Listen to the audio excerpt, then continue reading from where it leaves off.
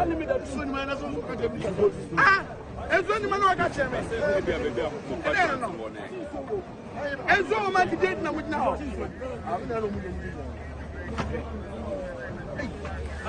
I come on away.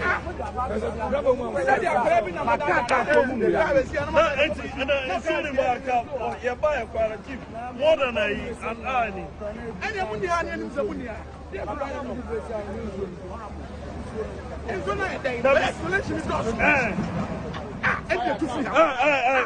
Fireman, come here.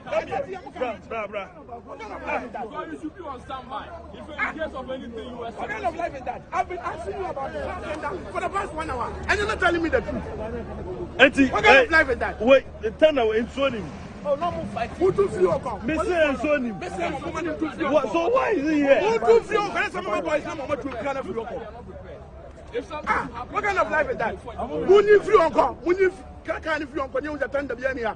Who needs you, uncle? Master, call your region commander for me. When you can't if you uncle. What kind of life is that? Bear 1 hour, I'm going to tell them fire tender. More problem, I'm going to tell me. You've not told me any about any problem. Have you complained about any problem to me?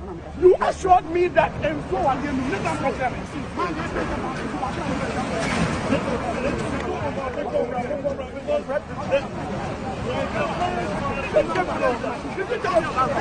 Whether you have it or not. If you have a challenge, I'm here. I can call whoever I need to call. So tell me the truth.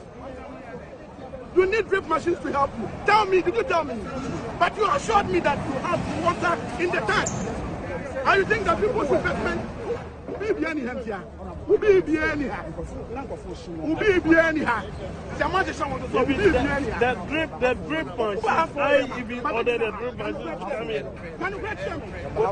No. So, Manamra, because the man's life is in danger. Obi somewhere. So call them. Yeah. Manamra. I'm the rich minister. Am I not? I'm not assisting the guy because.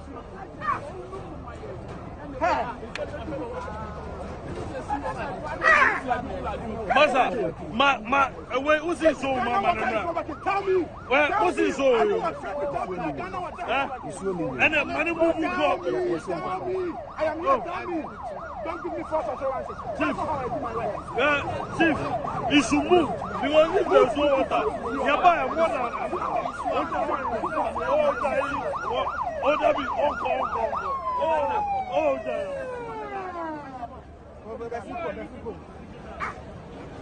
Which minister is here? What is it?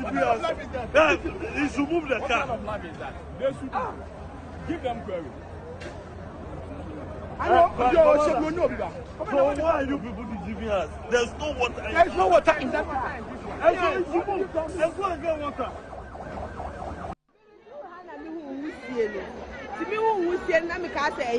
Central market will feel one but minimum say market. Main one best of 5 and that's more. Best of 540 something. Almost almost 5 days, so almost 5 a car, no, almost in Okay, but your process. A friend give 5 minutes united, and I started. And I'm going to 5 years and I know where I don't mind. A good person is 15 minutes a year. I can see. I want by a tone force a Pabua and then Tarek a Togo Busino. You know, be a to be a day, you may be one. That's it. I mean, I can't see. By 5:30, you do as it is United. As I said, I can see. It's a local race course. And if I buy a still have 5 cents for my United and Janet, I'm who send a central market will feel one but minimum say market. Main one best of 5 and that's more. Best of 540 something. Almost almost 5 days, so almost 5 a car, no, almost in Okay, but your process. A friend give What is the difference between the ordinary thief and the political thief? Number one, the ordinary thief steals your money, your bag, your watch, and your jewelry, isn't it? But the political thief steals your future, your career, your education, your health, and your business. Number 2, the hilarious part is that the ordinary thief will choose whom to rob. But you are the one who choose the political thief to rob you. Because we choose them. We vote them. We blindly say we are not blind. Who is deceiving who? The ridiculous part of the whole issue is that we will fight to defend and protect our belongings from the ordinary thief. Is it not? But we fight each other to defend and protect the political thief. Is that not what we do?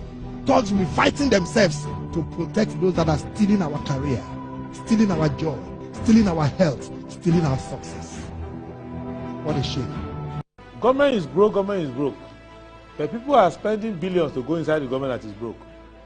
Have you ever seen a minister who resigned because government is broke before?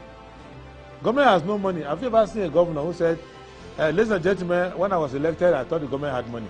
Now I discover government has no money, I resign. Have you ever seen it? Government has no money, but they are bringing money out at election time. Where is that money coming from? So they are lying. What is happening is that there are 2 types of wicked people in government. Type 1, they eat current money. Any money they find in government, they will eat it. They are wicked about that one. There is type 2.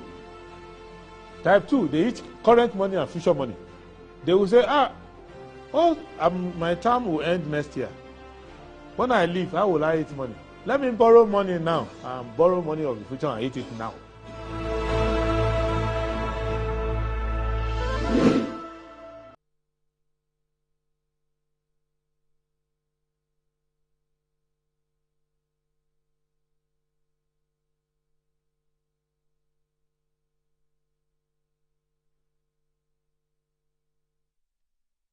All right, you're welcome to the program. Good morning, Ghana. It is the 24th of March, 2025, and we thank God for giving us today again to review issues of the country. Let's start off with the headlines this morning, and I'll start off with the Daily Graphic. It says, rename Tamale Airport after Na Gbewa Yana appeal to President Mahama. Efficient shift system key to 24-hour economy success. KPMG.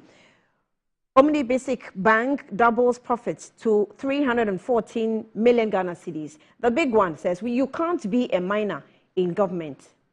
And the word is minor, not galamsea. Okay, so you can't be a minor in government. President Mahama to appointees. I don't know if they are CEOs and they will hand over. I don't know what they will do. Okay, Ghanaian Times, Western Region Chiefs declare support for Dr. Obin to drive Petroleum Hub project. Tree for Life initiative, 7 million seedlings to be planted nationwide. Government releases 265.2 million Ghana cedis for LEAP beneficiaries. March 31, April 1 declared statutory holidays, that's public holidays. Due for printing industry, 564.6 million Ghana cedis to remain in economy as textbooks will be printed locally. President. Oh, that's good. Daily Guide. Ashanti Minister GNFSPRO clash over a doom fire. Well, the man actually, I spoke with him on Good Afternoon Ghana. I'm sure we'll have the video there. He, when we actually tagged him as a PRO, he indicated that he's not the PRO, but he's a member of the communications department of the Ghana National Fire Service. So take note, he told me personally on air actually, so we have the video. Relay ratify ABL mining lease, Asante groups. Parliament summons Muntaka over Addison's house raid. 5 die in Gori accident. NDC wanted list out. Dami, Gabi, Ursula, Kweku Esiama on radar. A new crusading guide. Tension at Abattoir Road as Shiny demolishes factory on TDC land amid controversial court verdict. Tension rises in NDC questions Mahama's appointment of alleged MPP-affiliated Air Force chief. KGL Group Executive Chairman Alex Apau Dade donates to support development in Infansapim. E-Clinic Africa, UNESCO to hold AI for Healthcare Conference in Ghana. Constitution Review Committee announces change in stakeholder engagement schedule. And the top right corner says that Jerry Ahmed Shaib in alleged illegal land grabbing at Chado. Is it the same Jerry Ahmed we know? The Insight newspaper, IGP vows to deal with violent criminal attacks against mobile money vendors.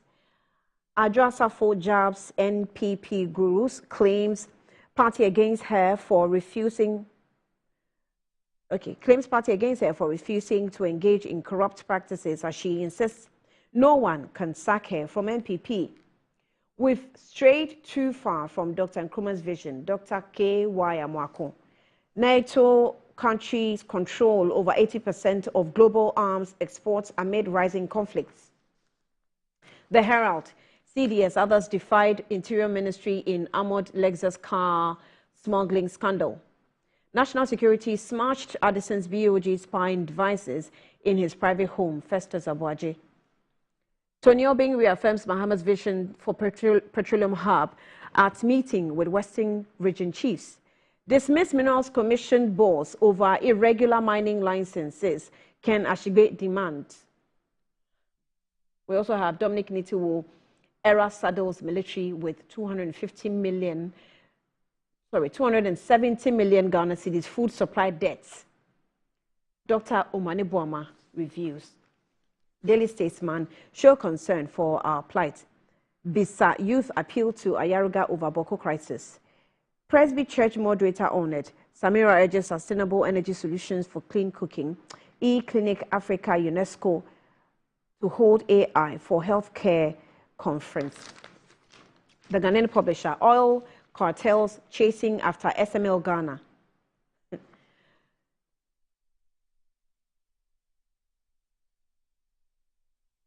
Okay. Angry fire officers tell minister to behave. KGL boss donates 100K Ghana cedis to Infansipim. And then the Daily Post says that President Mahama appoints Brigadier Glover Shong Anang as Commissioner of Custom. Attorney General to brief media on cases under investigation to oral. Western Region Chiefs pledges support for PHDC CEO to drive Petroleum Hub project. And then NACOC seizes 21.38 kg of cannabis at Kotoka International Airport. British and 2 others detained. All right. Well, that's it for the headlines this morning. Let's take a breather. When we come back, we'll introduce the guests and then we'll start talking.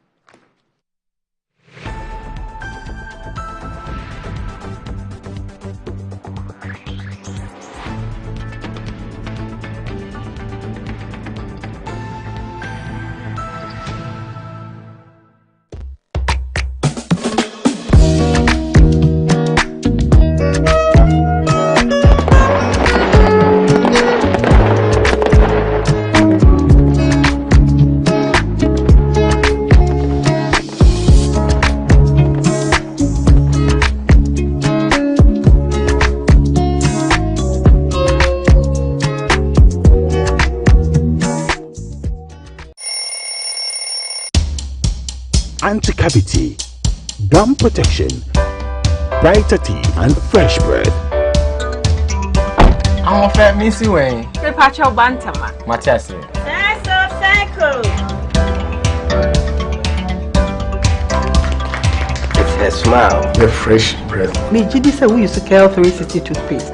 Some kind. Cal 360 toothpaste. Gaskia. Cal 360 toothpaste. It's a gum protector. Onim Jom Kasan. Kile Hossein. Cal 360 did the way. It's cool mint. Gives me fresh breath and your confidence booster.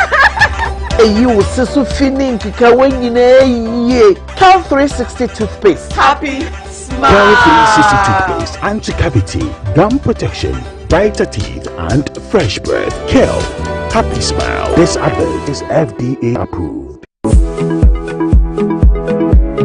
Sometimes the unexpected happens and the hero falls down in his own story. But he needs not stay down for long. Cosmopolitan Health Insurance is your trusted health partner. Whether an individual building a business With Cosmopolitan Health Insurance, your medical care is our concern. For the best health insurance solutions for corporate institutions, groups and associations, families and individuals, choose Cosmopolitan Health Insurance from our over 700 accredited health service providers nationwide. Call us on 0302 540 668 or 0501 678 547 for all your health insurance solutions. Cosmopolitan Health Insurance, your medical care is our concern. Look around. Home also need a makeover. Mine clearly does. So we went to Ashroom and found the Como collection. It had everything we're looking for and more.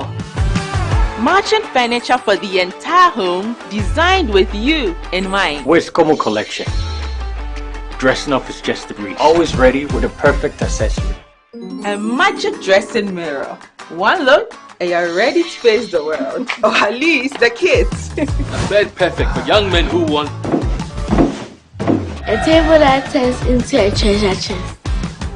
And finally, a sofa with this grand TV unit for family time at home. Head over to any Ashphone store now and discover the new Como collection. Ashphone, feel it, know it. You're the answer to my prayer.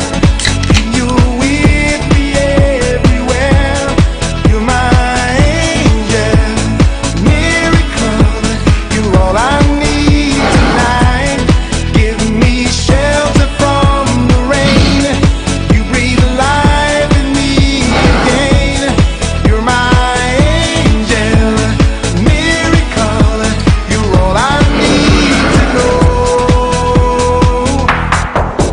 tonight.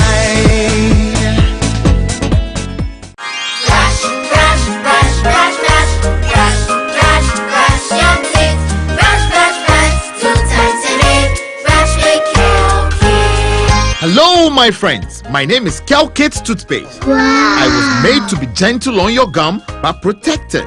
I will protect your teeth from cavity, make your teeth whiter, stronger, keep your mouth fresh all day. And best of all, I'm strawberry flavored. So put on a smile and try me. That's amazing. Just try me. That's my job. If you say so, jump on my brush. Makes your teeth stronger, chicky whiter, chicky stronger. Yay! You did it! I'm glad you like your new toothpaste. Don't forget to brush both day and night. Kids, happy smile.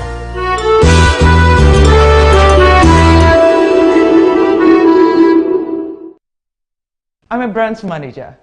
Of course, I accept only quality and affordable printed souvenirs for my promotional campaigns. I'm the head of academic affairs of a very important institution in Ghana. Of course, we only deal with quality, reliable printing companies for our institution's printing materials. I'm talking about appointed time printing.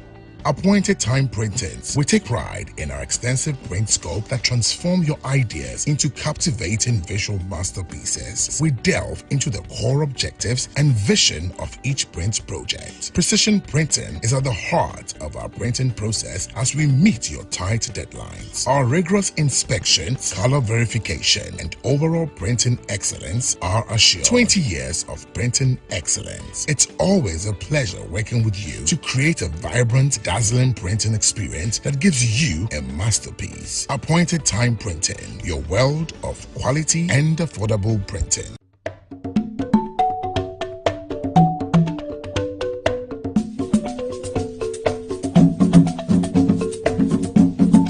I'm a brand manager. Of course, I accept only quality and affordable printed souvenirs for my promotional campaigns. I'm the head of academic affairs of a very important institution in Ghana. Of course, we only deal with quality, reliable printing companies for our institution's printing materials. I'm talking about appointed time printing.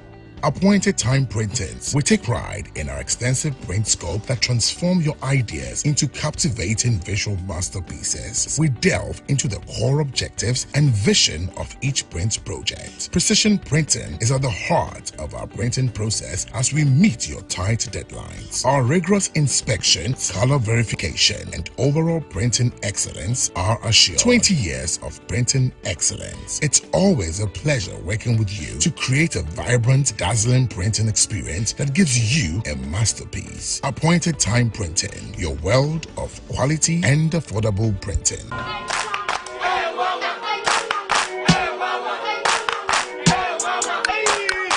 Cratchy, unemu bua unkoisha Dr. Ban uye denwa. Oh, Missy Yamfan come and me buru. Mami do buru. Don't you tell me ko bra. Mumi Yamfan ko Dr. Ban ho. Dr. Ban o ya de. Bra, se ban no mpemu adwuma sasabro sro Dr. Ban oye. So ni kemi kwa na meka. Oh no mpemu nimdi ono na ye expert nya zanfo no. O akra any Kumasi no mpemu expert yen kan kyerɛw.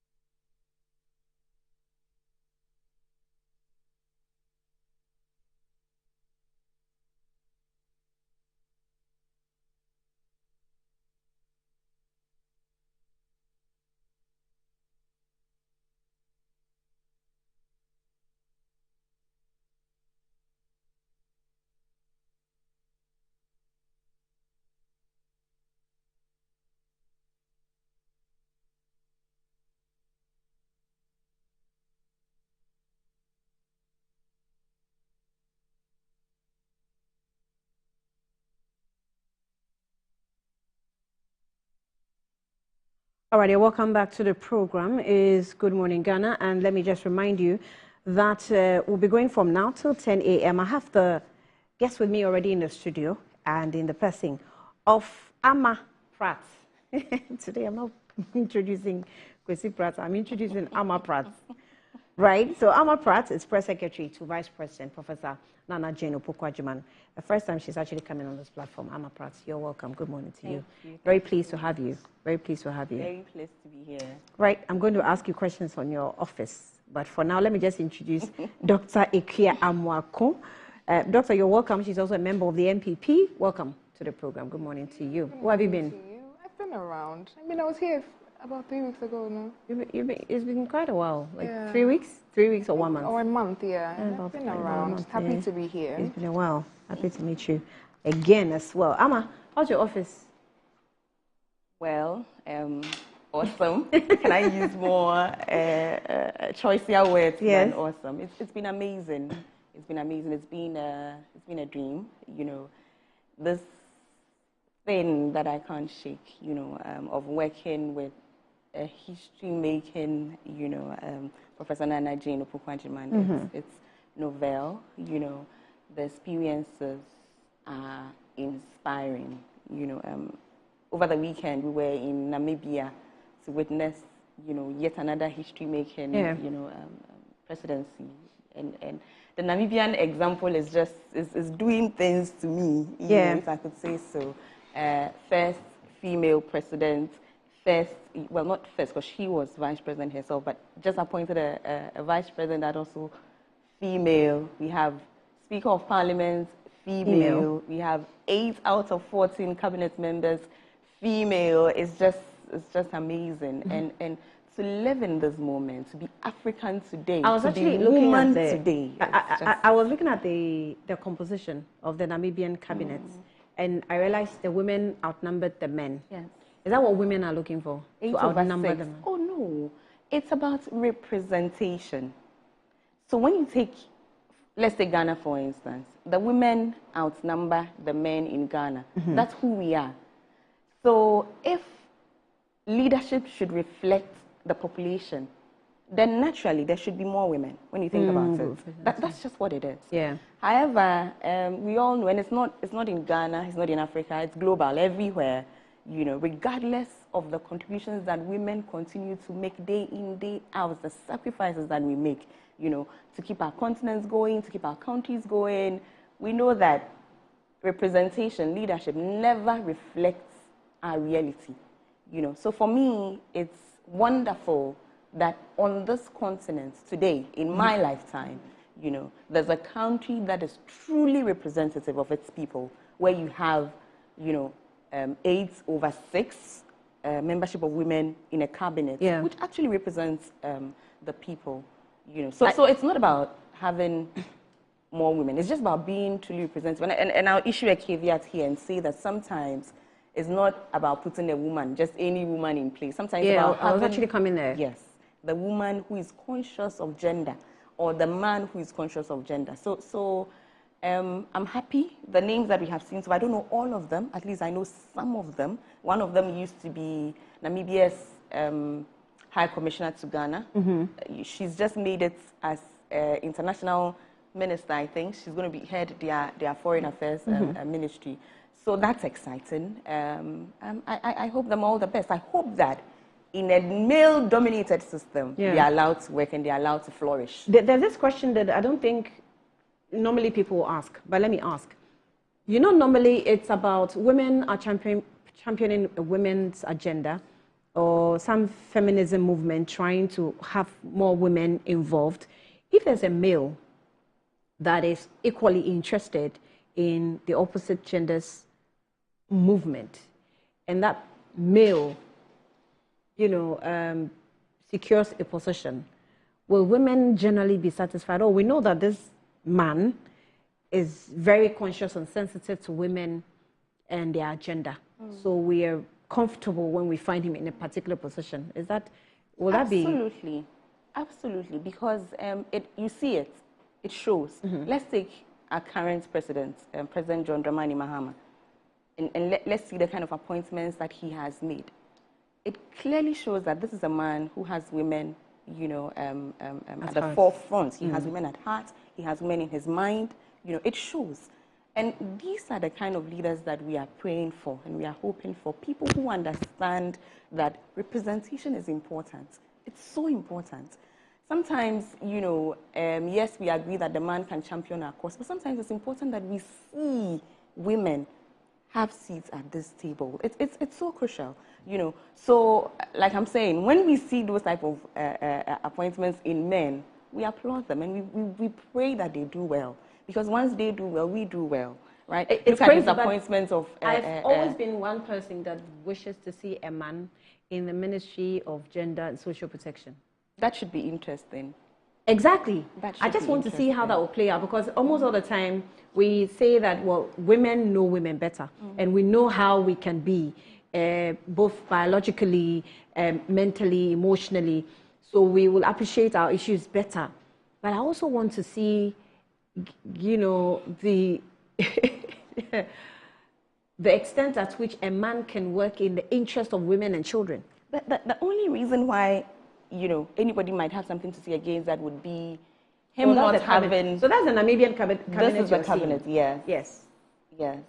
It's so you can count. Beautiful. It's just it's beautiful. I mean, what a sight to wake up to on a Monday morning. It's just, it's glorious. Let me say that. It's a beautiful thing. So I was going to say that the only criticism against a man perhaps holding the gender ministry would be his lack of a lived experience. Yes. So a lot of the issues he would not, he might have some experience.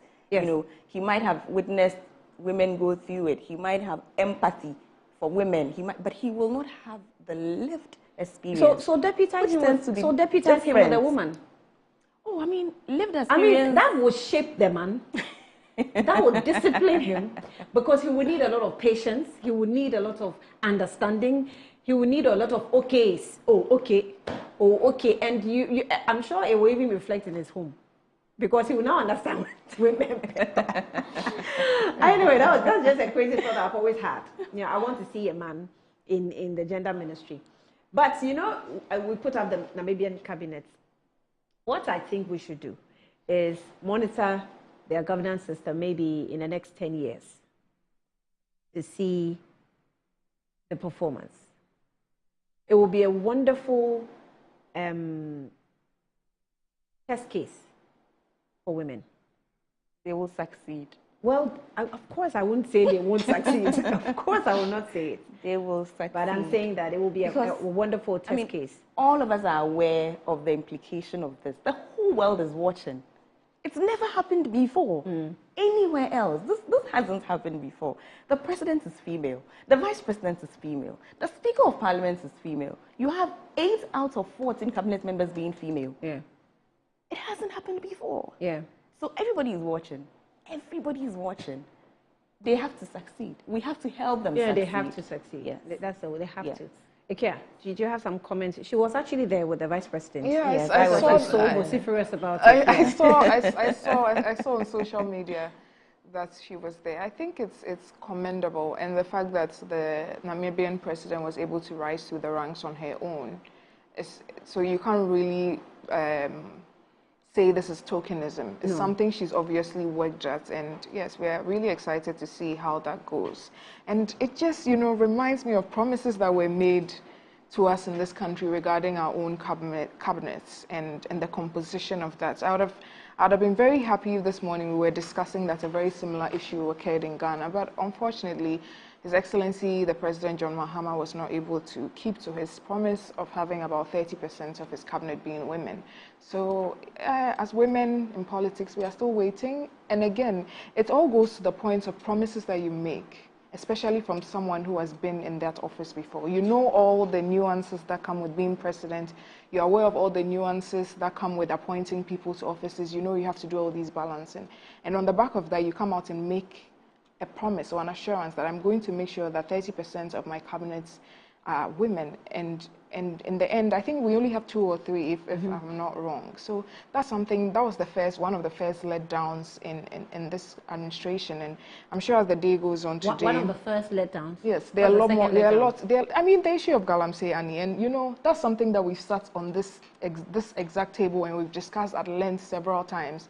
And there've always been different views on how these things should be done. So yes, Galamsey was almost that's now the biggest issue confronting this government, because so much was said, so much was promised, and it just looks like they are going around doing the same things and expecting different results. Okay, we'll get into the issue of Galamsey, I promise you that.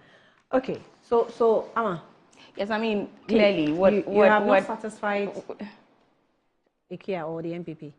You have both of us. I mean, and the people of Ghana, because the promise of appointing 30%, of having 30% of your cabinet being women, it wasn't made to me, Ikea. It wasn't made to It was specific. Yes, so you have to answer to that specific promise. And we haven't heard anything. When you say that, the only thing they go to is, yes, but we have the first female vice president. Yeah. But no, you didn't bring that to placate us for all the other things that you are not doing. It was one of the... No, I mean, we are talking about something completely different. Your promise to give us to get the quota of 30% for women in cabinets. When we are talking about that, how is the response that you have a first female vice president? How is that an answer to that question? I mean, so at the last count, even the appointments are not done. Let's start from there. And yet, in this administration, there are way more female appointees than the previous. I mean, when I hear these kind of conversations, I smile because I find it a little strange. At the last count, under the MPP's administration, we're trailing behind with what, less than 14%, appointees being female. In this administration, we had gone over 40%. Even before the deputy ministers were, so I mean, and to hear Ekia use a word like placate to talk about the whole position of the vice president, you can't use a position that high to placate anything. I mean, that would be setting yourself up for failure. So it's wording like that I have strong issues with, because immediately you reduce the impact of the role of the vice. I mean, former Vice President Baumia subsequently became the candidates for the MPP. Were we being placated with his appointments at any point? So let's not do that. Let's start from there. Let's not do that.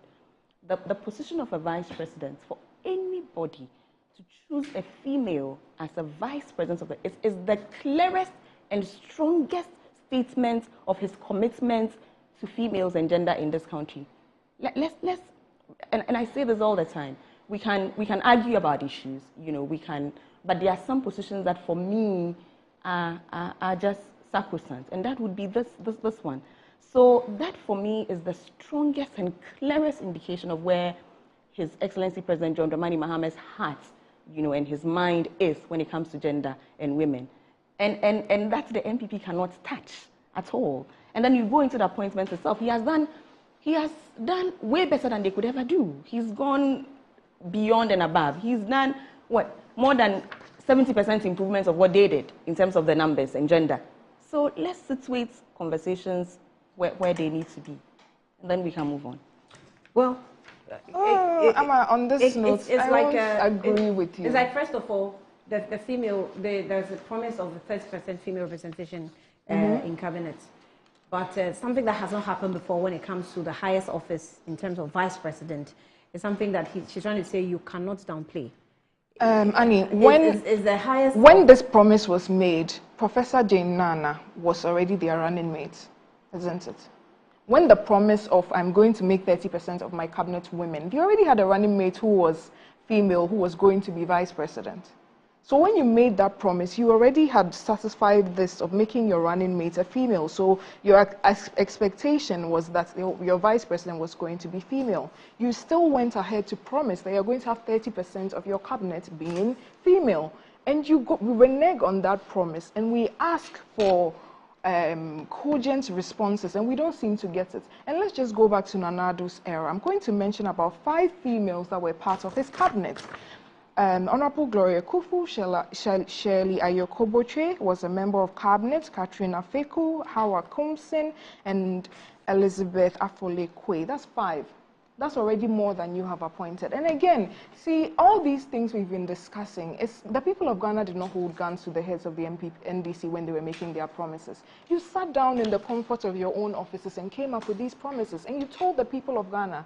So when we are asking for responses on these matters, we expect responses, not to skirt around the question and then tell us something that even when you were making that promise, you were aware that you had a running mate who was female. That didn't happen after the fact, so that you can say that, okay, so we've made the vice president female, so we can afford to renege on our promise to the number of women in cabinets. And you haven't done better when it comes to the number of women in cabinet. Sorry, but you haven't done better.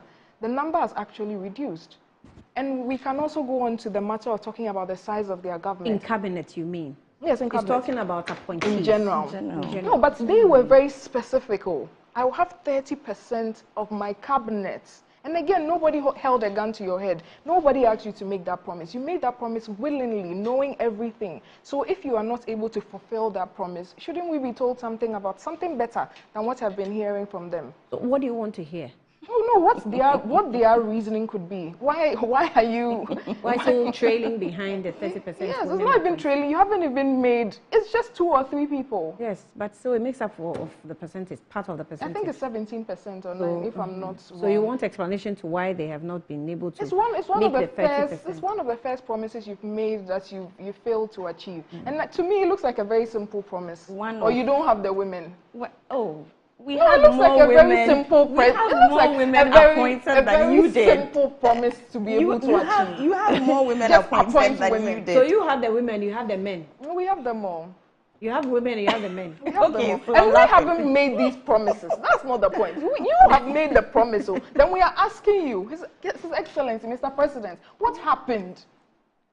That's all women are asking from him this morning. So under the NPP let's not drag this too we long. had 14% appointees being women. Under this administration, there's 27% of the appointees being women, and it's not done. Even the 60 ministers he promised, it's not done. We are still 50? Yeah. Correct me. Yeah. You know.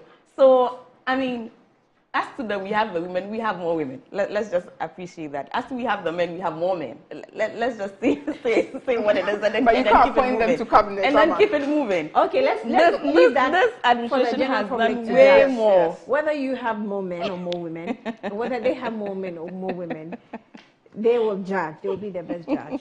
But let's, deal with an issue, of course, that mostly affects women more, probably than men, because of trade in the marketplaces. Normally in our, the space we find ourselves, women find themselves more in the marketplaces than the men. But there are also men who also are very much affected, okay? So I'm talking about fire that gutted the market in the Doom last week. We've been dealing with that matter till today. And there was difficulty dousing the flame that degenerated into sort of exchange between the minister and the fire officers. The Daily Guide has captured, details of it. So let me just capture how Daily Guide decided to put out the reports or capture the report. It says that Ashanti Minister GNFS PR will clash over a Doom fire. So the Ashanti Regional Minister, Dr. Frank Amwakohene, is in the news for bad reasons after he verbally exchanged words with officials of the Ghana National Fire Service over their performance during the last Friday's fire outbreak at Blue Light, a marketplace at Edum in Kumasi. In a recorded video, which has since gone viral on social media platforms like WhatsApp and Facebook, the minister, who was overly angry and panting for breath, was heard yelling at the firefighters. Okay, please get that video. Oh, nice, that's a video. I'll play for you. Now, it says that this unguided utterances by the minister, please take note of the words in this report. This unguided utterances by the minister has incurred the wrath of the GNFS Public Relations Officer, PRO Alex Kinate, who in response says that Dr. Makohene clearly wanted to take advantage of the unfortunate situation to be seen by the traders as a hero who cared about them. Minister unprovoked attacks. The verbal fight started when the Ashanti Regional Minister particularly expressed extreme anger over the stationary fire tender at the far scene, which he claimed was without water, angrily asking if there is no water in the tender, what is it doing here? I don't know if you asked the same question if you saw a thing like that.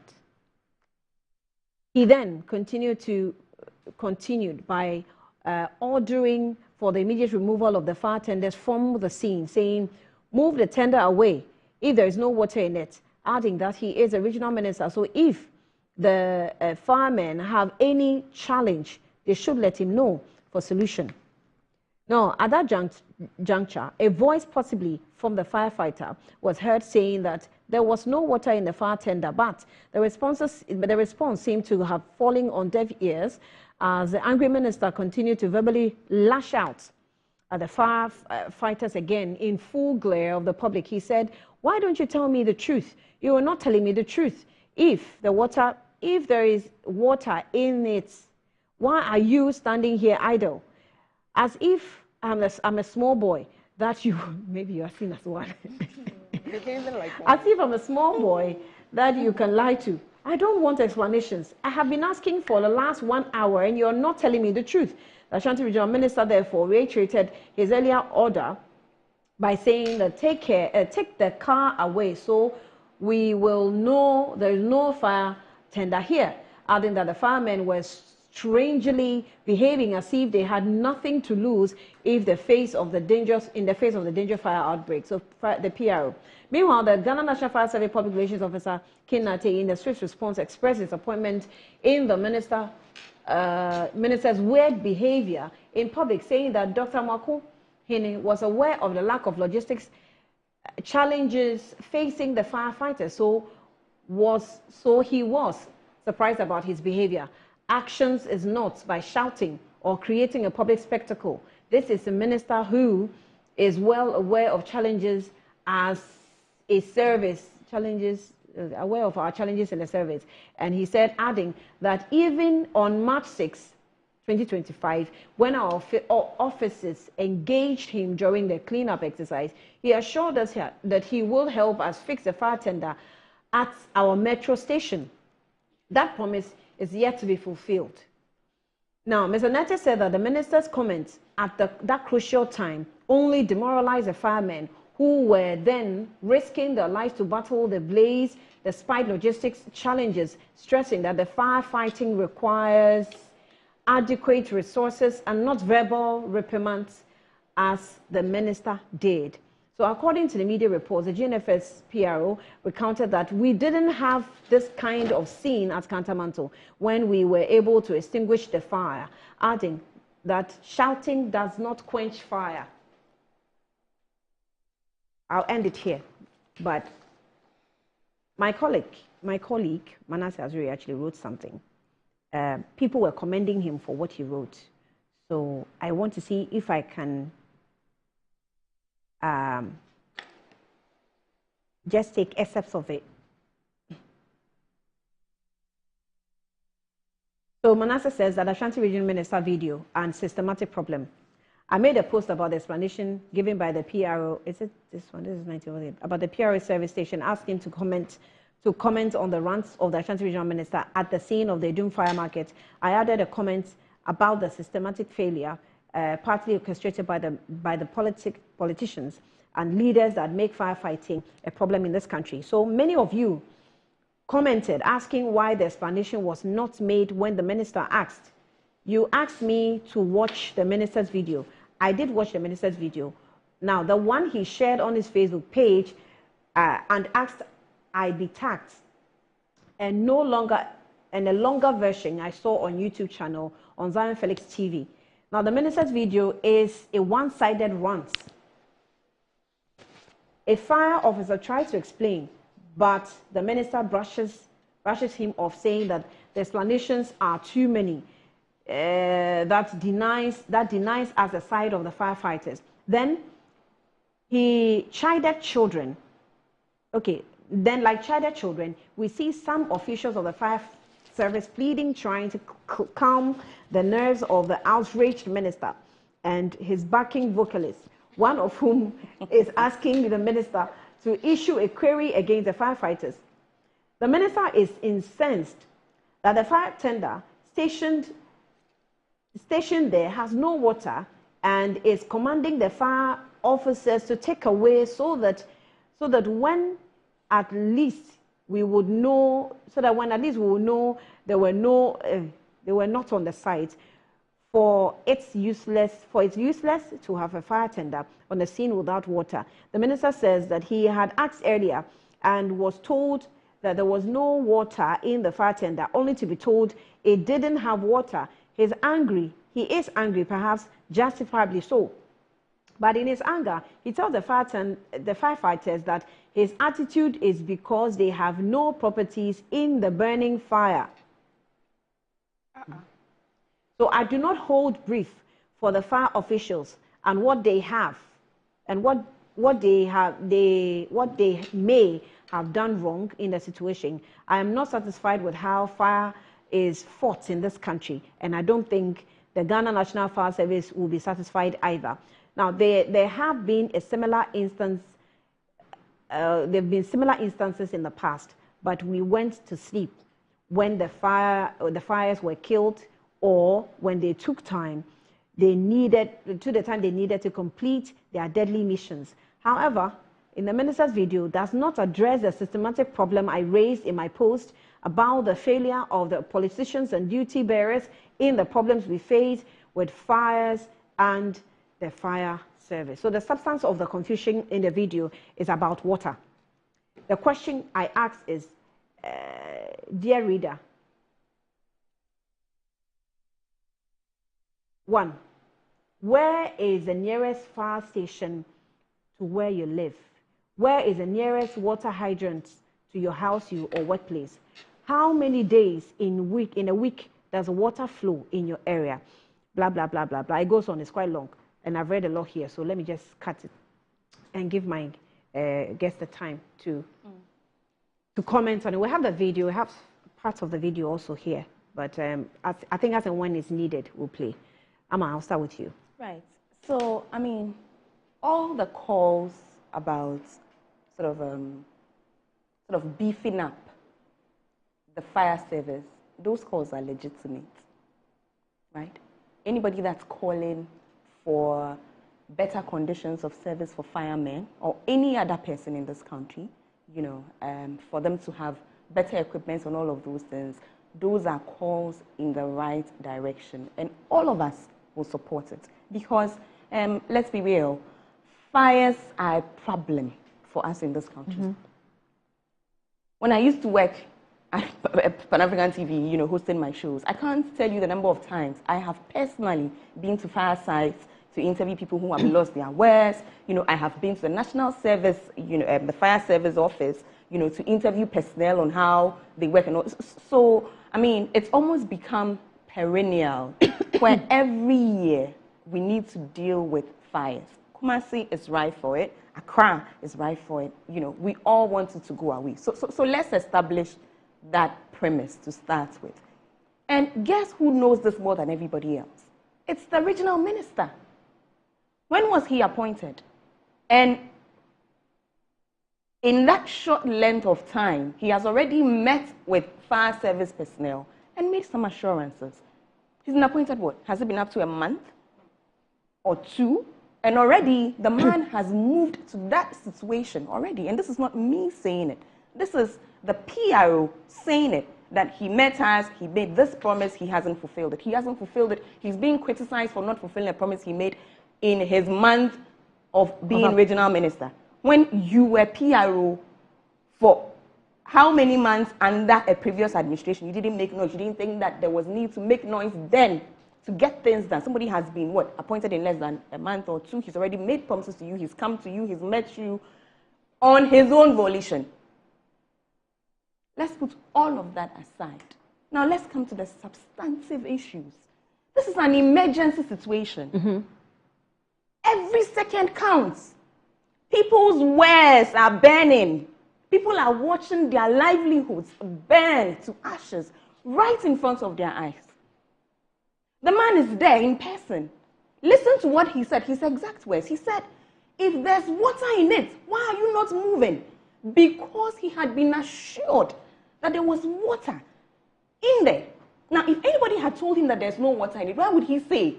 And we all heard him. It's been reported. Every news item I've paid attention to reported those exact words. If there's water in it, why is it still there? And this is, I mean, I would be upset with this regional minister if in the face of this he stood idle or he stayed calm. Oh, I would be upset with him. I would be. So since he took office, there's two sides of him I've noticed. He has a front side, which sometimes I see videos of him on social media, you know, walking in a very funny manner, and they're giving him fun, they're throwing him funds, and he's dancing to it. And it's like he's a people's person. There's the other side of him that I also see, that he's an underground man. He's always in the field, checking one or two. And one thing he's also being commended for is being able to drag at least 3 top ministers to his region to solve a problem. At least the energy minister has gone there. The lands and natural resources minister has gone there. And then there's another one. There's a third one. I can't, easily recall. But he's been commended for being quite proactive with his work.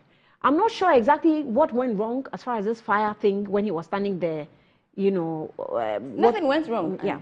Nothing went wrong. He reacted like a human being, which is what leaders need to be, to feel for their people, to realize when it's not playtime as usual.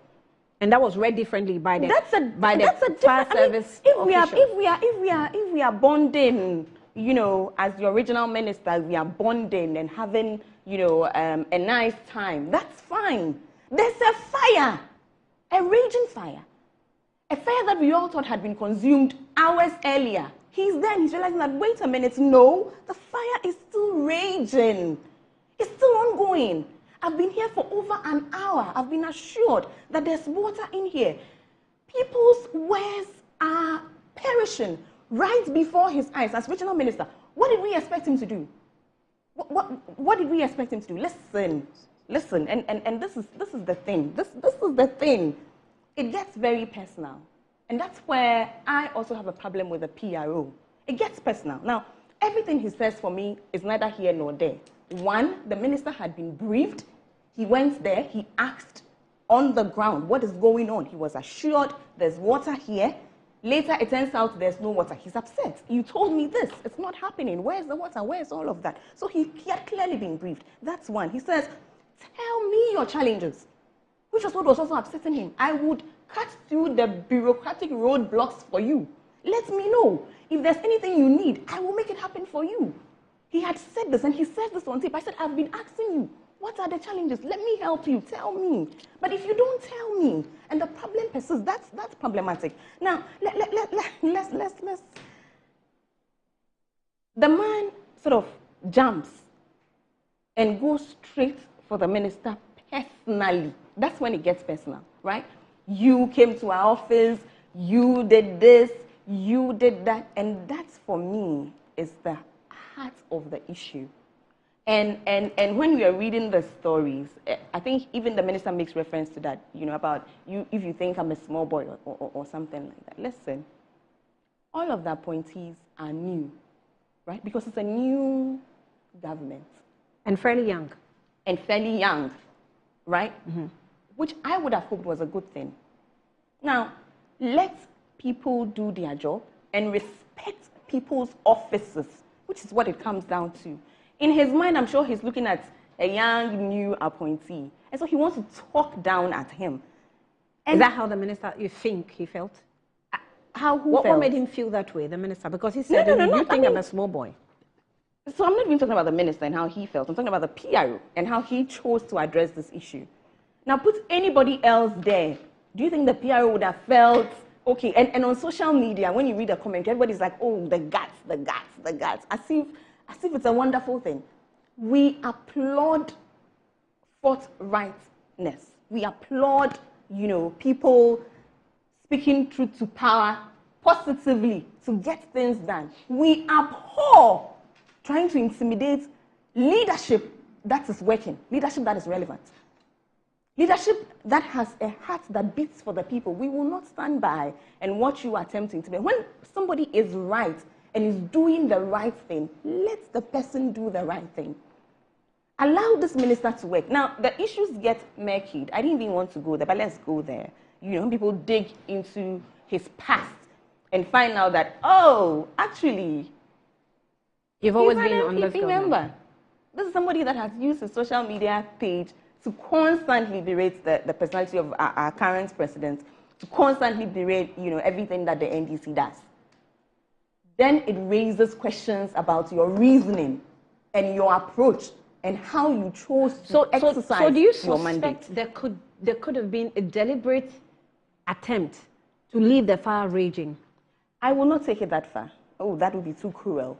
I will not do that. I can't think of why anybody would want to do that. That would be too cruel. So no, I will be gracious and say that, no, I won't take it that far. However, listen, it's important for everybody to appreciate that it's a new era. We do things differently this time. And for everybody that holds any kind of public position, it's important that you realize that your first priority is to the Ghanaian, not party, not your personal feelings, not I wanted MPP to win, so if this one is in office, every chance I get, let me talk down at them and make them look bad. That will not help anybody. Put your politics aside and work like a Ghanaian. Feel like a Ghanaian.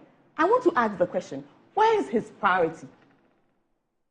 Is it to the people whose things are burning? Is it to everything that is, look at that fire.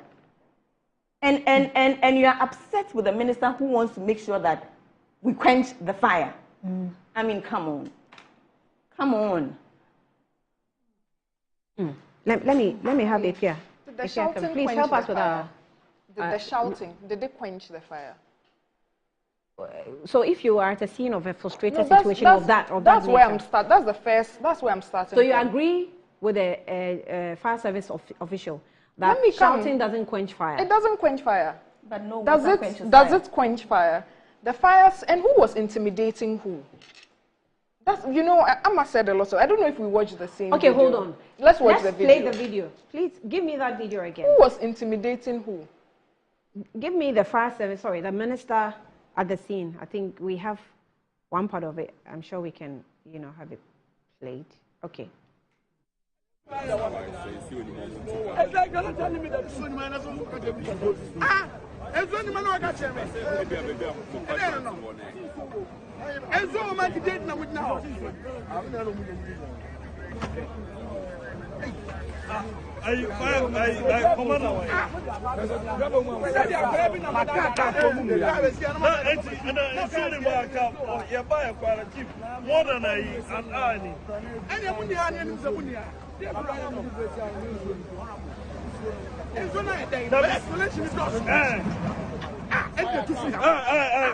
Fireman, come here.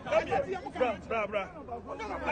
You should be on standby. If in case of anything, you were. What kind of life is that? I've been asking you about this for the past 1 hour, and you're not telling me the truth. What kind of life is that? Wait, the turn away in Sony. Oh, no more fight. Who took you on? Mr. Sony. So why is he here? Who took you on? Some of my boys, no more to kind of you. What kind of life is that? Who needs you on? Who needs can't if you on? You attend the Biania. Who needs you on? Master, call your regional commander for me. When you can't if you on? What kind of life is that? Bear 1 hour, I'm going to some fire tender. More problem, I'm going to tell me. You've not told me any about any problem. Have you complained about any problem to me? You assured me that and so on.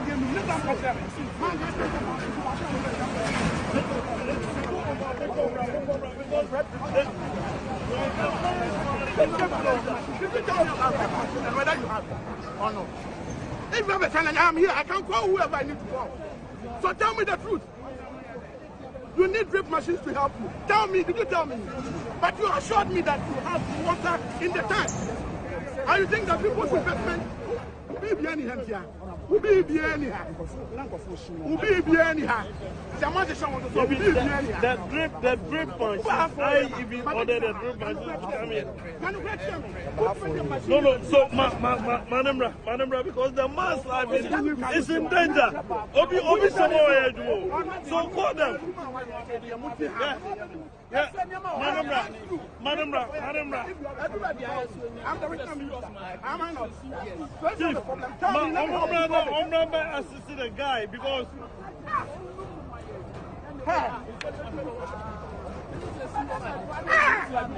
Masa, wait, who's this so, Manamra? Where, who's this so? And the money moving go. I am not dummy. Don't give me false assurances. Chief, you should move because if there's no water, you buy water.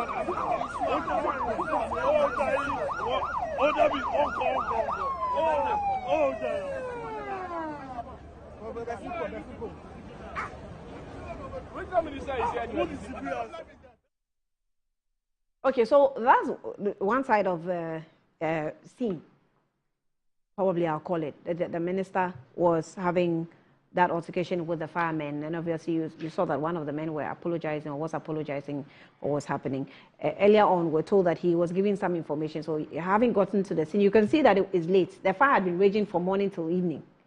So, Ikia, what will you do if you... The fire had been raging from morning to evening. I know there are ways to address things, especially when you are not the one on the front line dealing with the matter. You have given the responsibility to these young women to put themselves in the line of fire to fight these fires. Where one of them was injured, we were just discussing that where one of them were injured. We don't know the circumstances that got them injured, but we all know that when these firefighters are fighting fires, some of them do get injured. It's a very risky job. Yes. So there are ways of going about it.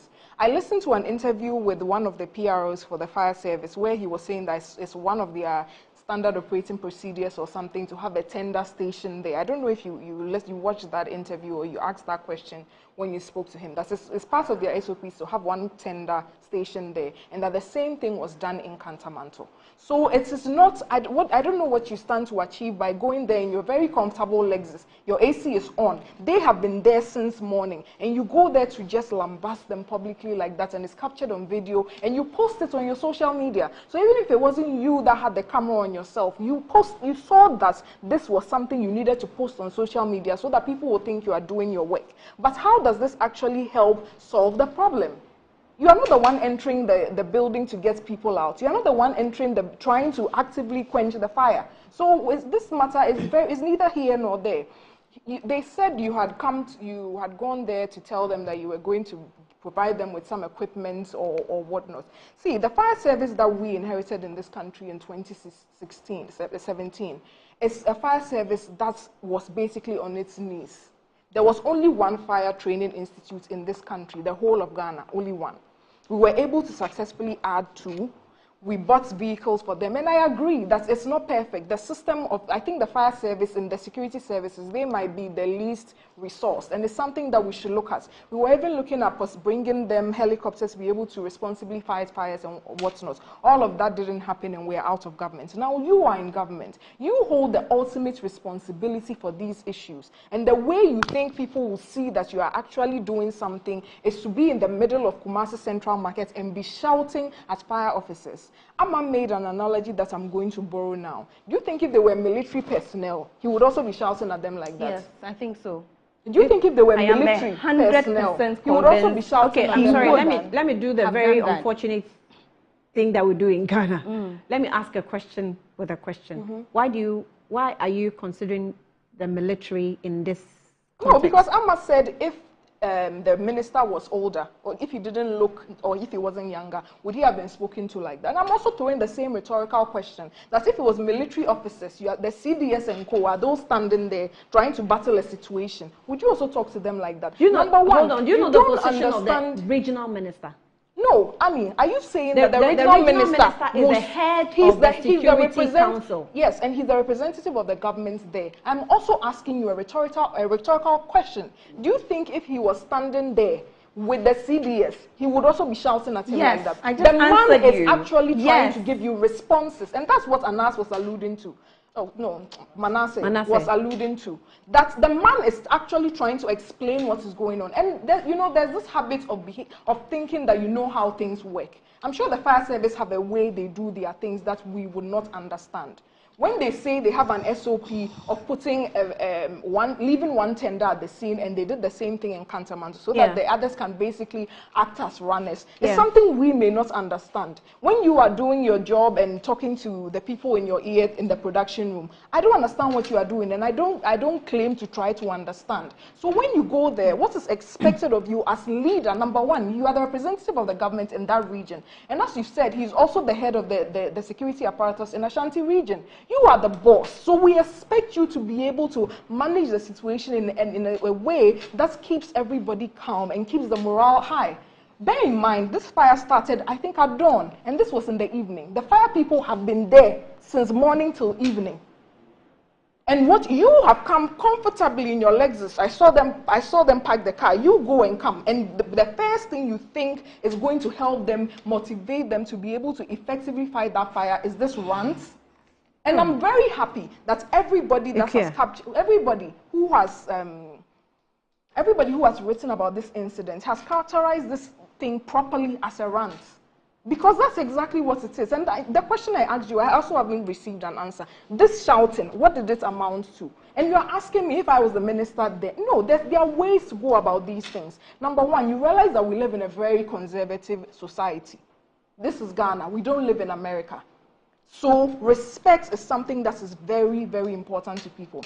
It's been only 3 months and we are seeing this huge amount of arrogance of power. I heard the president telling his new appointees that they should all do their duties respectfully and devoid of arrogance and whatnot. It looks like the Honorable Regional Minister did not hear this part. The guy is obviously trying to explain to you what is going on, Debbie. Keep quiet and let me talk, because there's no water. No, he in never the tender. said that. Did you do he anything? Never said keep quiet Did and you? let me talk. Then you ask them, why is there no water? What can we do about solving this problem? All the shouting, please tell me, Amma, did they quench the fire? Well, certainly, that fire tender with no water in it also did not quench the fire. Obviously not. Yeah. So if they are telling you that's their standard operating procedure, do you not try to understand it? Did you not hear them when they said that's one of their SOPs and that they did the same thing in Kantamanto? Let's stay true to the facts. No, he was on GH1 and he said it is their standard operating procedure. That is what he said in Accra. So, yes, they leave one tender. Amma, let me finish. I didn't interrupt you. Right, finish. Okay. They leave one tender there. If he's, I'm not a fire service official. I don't know what it's about, and I don't think any of us here know the ins and outs of being a fire officer. But the guy came on TV, national TV. I watched him, and he said it is one of the ways they do things. And obviously, when you are fighting a fire, doesn't the water finish? Even when they were fighting the LA fires, for anybody that was paying attention to that matter, they even ran out of water in reservoirs. And is that something that's required? Did you see the mayor there go and shout? Is that going to replenish the water in the reservoir? No. Now, if you compare the situation we have here to early fires, that's a very unfair comparison. No, what I'm saying is that the water was an issue, and we all know the problem. Have you been to that side of Have you been to that side of Edum before? I don't on a good day with your car, it can take you an hour to get just to move about. About 5 meters. So there are so many issues, and this is not the way to go about it. We cannot sit here. Do we think if this was in the MPP's time, and there was the regional minister shouting, do you think this is the atmosphere that we'll have around this table? No. A lot of people will see things wrong with that, because looking at it on the face of it, everybody is frustrated. But you are not holier than the Pope. Everybody is frustrated. I saw some of the market women also actively going against some of the fire service people, which is something as Ghanaians we seem to like to do. Whenever there's a problem, I can see it's very frustrating. You are losing your things. So as soon as fire service comes, they are always the first outlets that people like to vent and let out their anger on. It's sort of understood when the market women are doing it. There's a video. There's a video of some of the traders who tried attacking the firemen when they came. That's exactly what I'm talking about. Please look for that video for me, and if it's ready, let me know. That's exactly what I'm talking about. We are at finding videos. Can we find the videos of everybody else, the traders that were also angrily attacking the regional minister? And so we find both videos. Allow me to land, Amma. Exactly exactly what I'm saying. Even when your house is burning in our residential areas, even when houses are burning and it takes the fire service, so even when they get there in 30 minutes, people are angry because it's a very devastating situation. And the nature of the human being is such that you will be upset and you would want to vent your frustrations on the first person that is likely that you can vent on without consequences. So the fire service always get the brunt of that issue. Then after, you expect them to be highly motivated to put themselves in the line of fire to help you fight the fire. I'm saying that this kind of behavior can come from the women that were losing their property and losing their livelihoods. You can understand it's very emotionally charged. But for you as the representative of government, for you as their boss and leader, is this how you expect to motivate them? Somebody comes here right now, the boss of Metro TV comes, maybe we are going a little bit over time, and his approach to this matter is to always shout and lambast people. Do you think that's going to inspire confidence in the workers? What do you think causes leaders to shout? No, when you have, no, I cannot speak for leaders to know what causes them to want to shout. But do you think that's an appropriate way of going about things? Yes. Yes, I do. And here's why. Here's why, and I can speak to my personal experience, if you'd let me. I will laugh. I will hug you. I will kiss you if I have to. But if I have to shout on you to get things done, trust I will shout on you to get things done. That's leadership. Leadership is not about being liked. I mean, I did it this morning. It's not about being liked. It's not about, okay, I did it this always morning. wanting people. You have to crack the whip on people. Yes, but I'm saying that in this very delicate situation, was that the best way to handle the matter? Okay, good. So we appreciate that it was a delicate situation. Nobody is saying this matter is not delicate. I grew up in Kumasi, so I know this place very well. I have friends whose parents' shops are just down the line. And as soon as I woke up and saw that fire, the first thing I did was to text them and say, oh, how is Mommy's shop? This is a very serious matter for a lot of people. So there are videos of the traders. I'm sorry, I'll get back to you. Videos of the traders who were, acting in any, different shapes and forms. Let's play whichever ones we have, please. Let's play them and listen to what they were saying.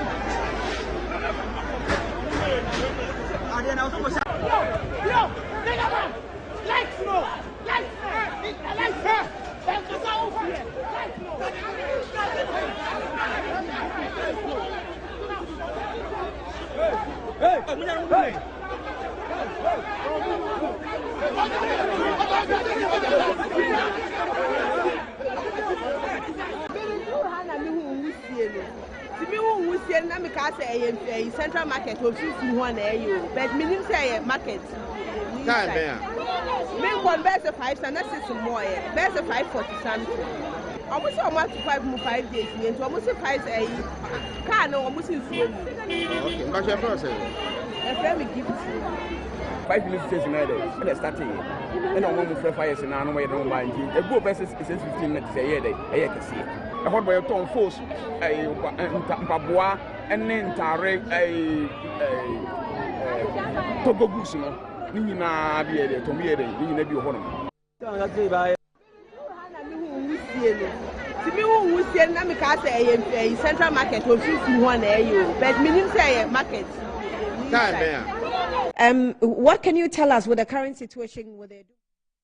Okay, so well, that's the interview I was trying to have with I think the reporter first before Fire Service King, who also told us what was happening. But the first video you saw were some of the traders who were obviously enraged and, you know, making an attempt to attack or beat up the fire service personnel if possible, because their problem was that they had brought fire tenders without fire after waiting for them for years. Remember that the traders had also said that the fire started around 5 a.m.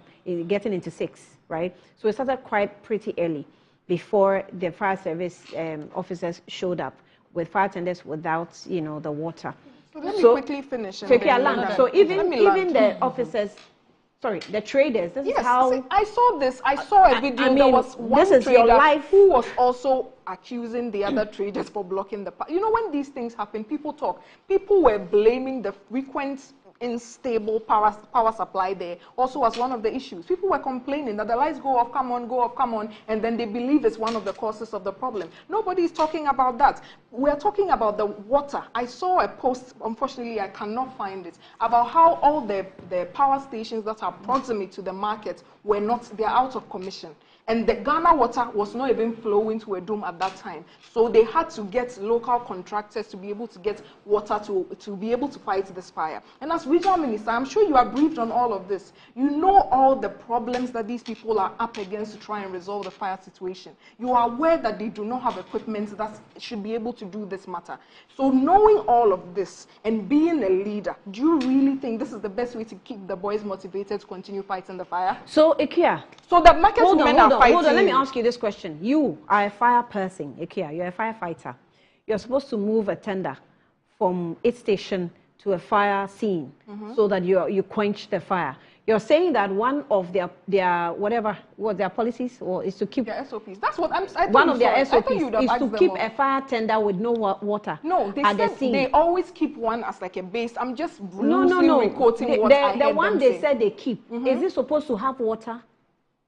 Or it's supposed to be empty? No, it's supposed, from what I heard the guy say, and that's what's supposed to be replenished. So the other cars are supposed to be like runners. I hope that we would find that video so that we can, but I'm just loosely explaining what I heard them say. Okay, so if one for is me, there, my layman understanding, and they don't even have access to Ghana water. So my layman to understanding replenish is that even as an SOP, if one of the SOPs is supposed to keep the fire tender at base, it means that it's for emergency situations.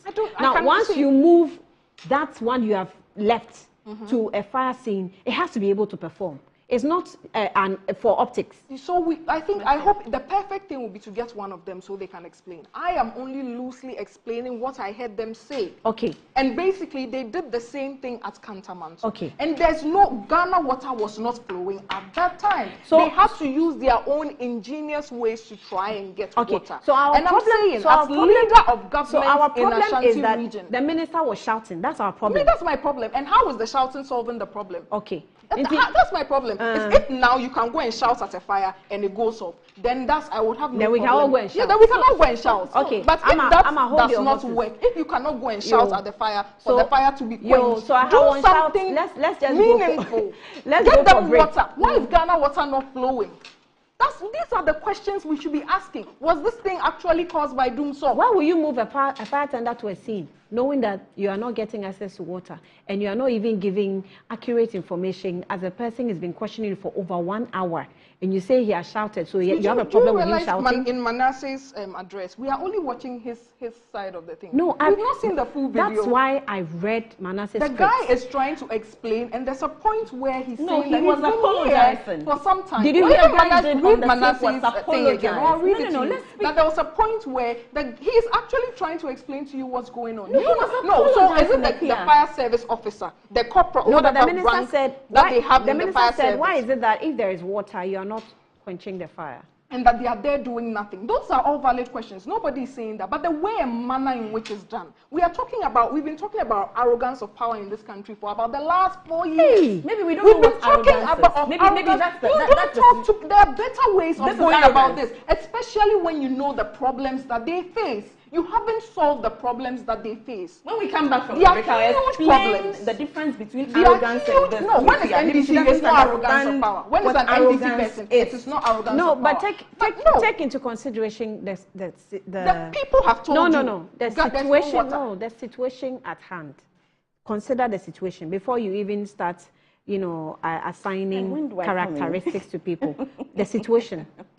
The situation is that Fire is burning down people's lives. It has been burning. This thing had been going on from morning. This video was taken in the evening. Yes. And the question I ask when you talk about the situation again, did the outrage solve the problem? No. And was he the one fighting the fire there? No. You've sent other people into the front line to do something. It is your responsibility to resource them to be able to do it properly. Yes. And now it turns out that the crucial method, the crucial resource that they need to fight this fire is water. Their normal sources of getting water, it is not available for them. They had to go to contractors to get the water. Let me take a breather. You are aware of all of this. Let me take a breather. One of them was in the hospital. I'll be back shortly. I'll be back shortly. One shout.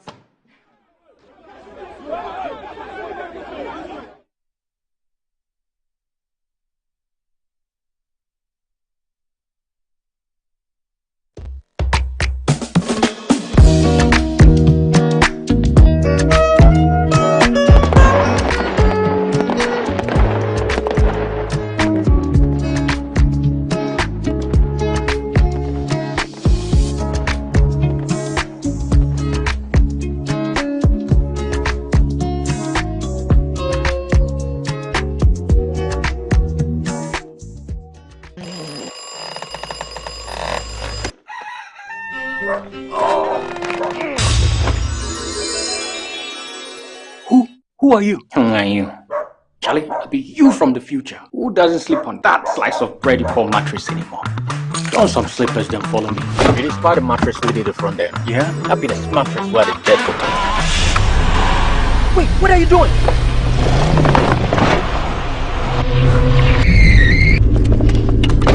Wow! No damage at all. Not only durable, but also super comfortable. Come on, try it. Nothing day like ash foam. Enjoy full body support and unparalleled comfort for a restful sleep. Don't forget your keys. Get the premium sleep experience with mattresses from Ash Foam. Visit any of our showrooms nationwide or at ashfoam.com.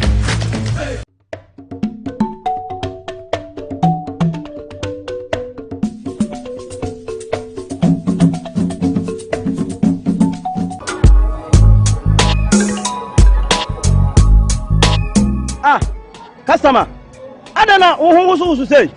Malaria been actually me, man. No more drama, man. Still. One of them give us. Give us a solid. Yeah. Sorry. What rest of so give us here and turn down. But you got some. But you may give us the and turn down. Give us about me, sir. Maybe I try the and turn down.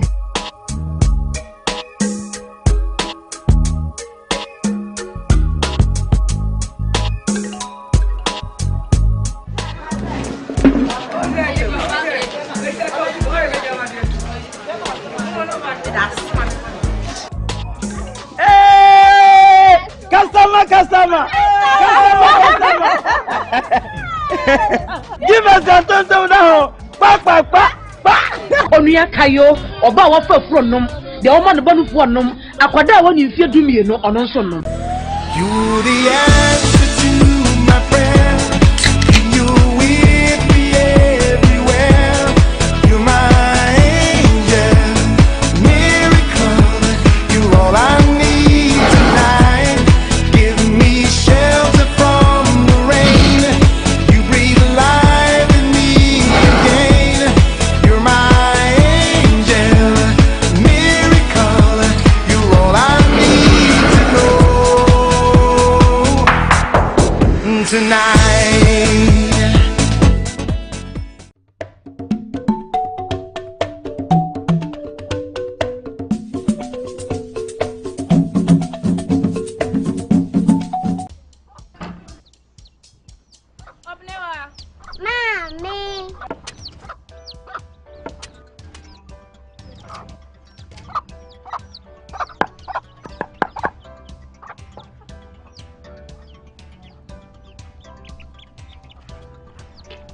Michelle say.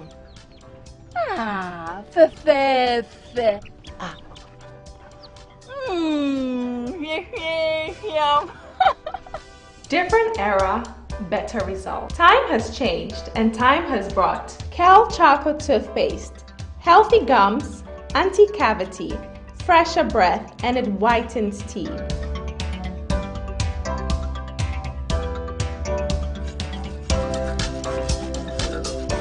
Kel Charcoal Toothpaste. Sankofa. Yenchi. Kel Chocolate Toothpaste. Happy smile. This advert is FDA approved. Attention all farmers, are you ready to take your crops to the next level? Introducing 3 effective organic composts that will revolutionize your farming practices. ACAP, KCAP and IRECOP brings to you the ultimate solution for your fertilizer needs. Introducing the ACAP Grade A, KCAP Equiafua Jinkwa and the IRECOP with cocoa blends, palm blend and mulch. These are made from locally sourced municipal solid waste, and these are the perfect choice for sustainable farming. Join the organic revolution today. Boost your crop yield, improve soil health, and support sustainable farming practices. Choose ACAP, KCAP, and IRECOP organic compost for a greener and bountiful harvest. For your purchase and more information, call the numbers on your screen. Our products are endorsed by COCOBOD, Planting for Food and Jobs, and the Ministry of Food and Agriculture.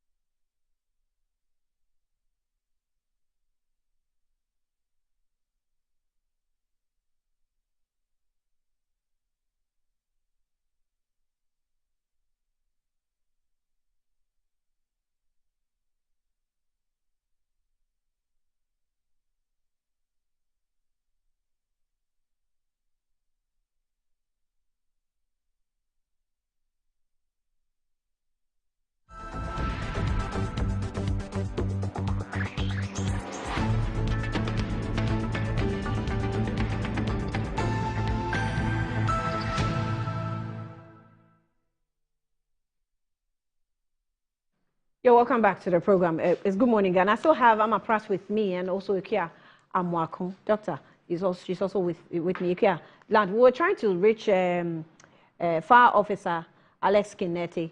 His line is still busy. He's actually speaking on the line. So if we're able to raise him, fine. If not, then maybe another time. But Ikia, land. And then landed. You've landed. Okay, Amma. She has landed. Quickly, I want us to touch on Galamsey before we go because it's a very serious matter. I beg you, let me quickly land. Oh, don't worry. Go ahead. So Ikia speaks about the minister sort of what's the word I was looking for? You know, sort of strolling in his Land Cruiser, you know, and all of that. Well, the PRO to Alex, and this is somebody that I personally know. I know him personally. Also was sitting in the comfort of his home in Accra making statements. He was nowhere near Kumasi. How about that? So in the scheme of... Yes. The man we've been talking to, he was not in Kumasi. He was in Accra. He was in Accra. He was in Accra. So if you're going to criticize the minister for coming in his car, well, the PRO was sitting in Accra in his home like the rest of us, you know, also making comments. When he wasn't on the ground, like the minister was actually on the ground dealing with the situation. Now, the video that you played, it's unfortunate. It's unfortunate that they were attacking the firefighters. And we all saw in the video, people stop the people who were attacking the firefighters because Ghanaians are more sophisticated now. We appreciate issues, you know, better now. So yes, there were a few unscrupulous people who made attempts at going for the firefighters. But there were also, even in the video that you showed, look at the video that you are watching. There were also people on the grounds who also stopped the people who were trying to attack the firefighters. You know, so let's put everything in its context. Also, and I wish I had found that video for you so you could play. There are videos of traders who also made to attack the regional minister, who also attempted to attack the regional minister because they were also upset with the regional minister. I haven't seen that. I have, and Ikia has. Ikia has seen that video. So let's. Okay, what was their problem? I mean, they felt he was responsible for what was happening, and rightly so. He's the minister.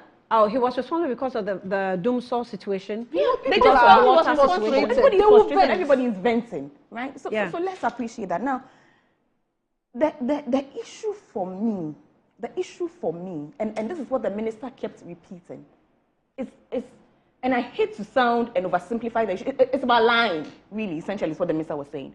You told me there's water in this thing, which is what we see the guy apologize for.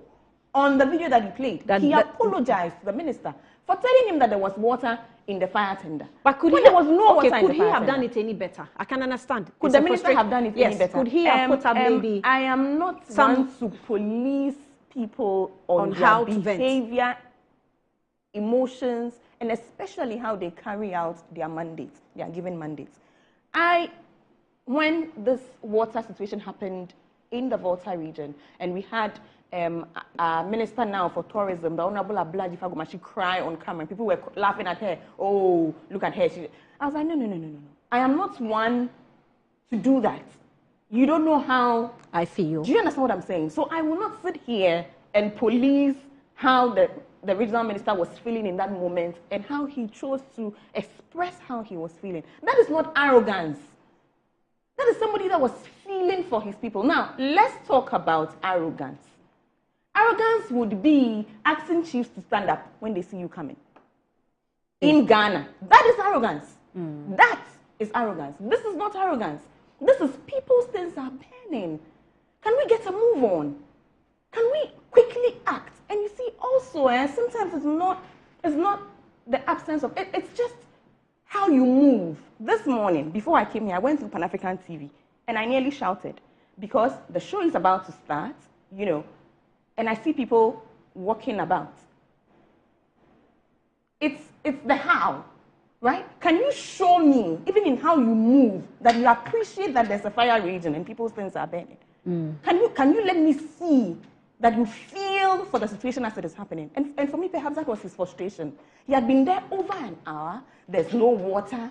There are people moving about like we do in Ghana. Sometimes you expect to see urgency. You expect to see people act like they know what is happening, and everybody is calm and, like Ikea was saying, chill, cool, acting like, oh, people's things are burning. Oh, okay. No, that's not what that's not what she's saying. No, that sounds she's like saying exactly that what she was shouting saying. doesn't quench fire. But you see, shouting gets things done. Shouting gets things done. Sometimes you need to put a little fire. Excuse my saying it literally, on the behinds of some people to get things done. Sometimes you need to. What were you rather going to say? I don't like laughing in this instance. This is a serious issue. No, seriously, I find absolutely nothing wrong with the minister expressing how he felt in the moment. Now, the PRO is wrong, and let's tell him he's wrong, because this is not how you deal with an issue like this. First of all, as PRO for fire service, let me see that you empathize with the people whose things are burning. That should be your concern. In all of your public expressions and public whatever, let your focus be where it's important, what is needed. So for you, coming to attack the regional minister is more important than dealing with the situation as is.